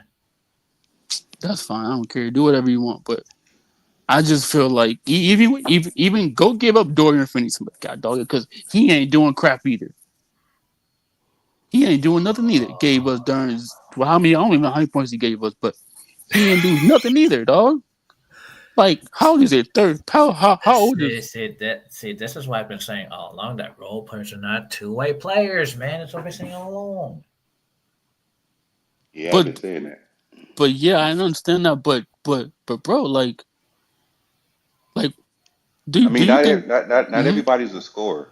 Yeah, like when defender's a scorer, exactly. Dorian's not. I understand. Dorian's not a scorer. When we traded for Dorian Finney-Smith, when we traded for Dorian Finney-Smith, I automatically thought defense. I didn't think nothing else. Yeah, it's the same thing. So did he give us defense? It was he had stretches when he gave us his good defense couldn't get no worse. But in the playoffs, what did he give us? Yeah. What did he give us? What did he give us in the playoffs, though? Angry? Did he give us that elite defense that the Pacers have? No. Wait, who are you talking about? Austin Reaves? No. I'm talking about Dorian Finney-Smith.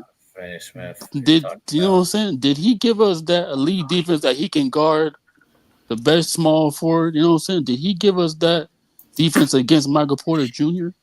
No, he didn't do crap. Let me stop you there, right? So this is when I go back to my argument. I say coaching matters.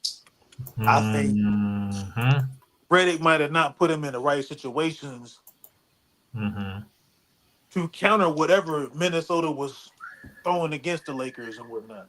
Shoot, yeah, even with Minnesota, what the hell did he do against Minnesota? Nothing. You know what I'm saying? Like, bro, like. Shoot. The only thing that Minnesota, they were a top heavy team, bro. Yeah, they were, but it was basically Edwards and Edwards and the other guy, that other two-way guard that we used, like Jordan, whatever, McCray, whatever. Jaden McDaniels, yeah, him. He killed us. So how in the world that we have they have Ant and Jaden McDaniels, both two-way players, mind you. Just like the Pacers, and we over here got Rui that can't guard a cone. You got 28-year-old Dorian Finney-Smith that only can shoot goddamn threes sometimes, and then he get beat off the dribble sometimes too. Then you got Austin Reaves that can't play no lick of defense, only offense. You know, and you got Luka that can only play offense, and you got LeBron and the center. Like how we supposed to win? I just look at it like this, right? How we supposed to win like that, bro? Come on, man. I try to be fair. You can't. Like, I'm tired of being fair, dog. You gotta work what you got, bro. The Lakers. You know how hard it is to build a championship team that can win back to back. Like think about it, bro. And this is my brother-in-law. He told me, he said, bro, this is an argument that you can bring up to anybody. Yeah. Think about this shit. When the last time we saw a team that was really dominant, like just dominating shit? Other than the Warriors, I can't count the Warriors because they had KD. But think about a team that was dominant as fuck and nobody couldn't just be like, damn. It's the Warriors. It's the Warriors. Yeah, I think it's the Warriors and Kobe Bryant with Paul Gasol and Bynum and Lamar with I'm them. about to say Kobe and Shaq, bro. Yeah. Kobe and Shaq, the early 2000 Lakers. That's when it was just like it was war domination, bro. The Lakers were world beaters. Yeah, that's the 3-peat Lakers. Yeah. Yeah, but I understand that, humble. But that's what you call domination. That's what I'm saying, bro. Yeah, but I'm not saying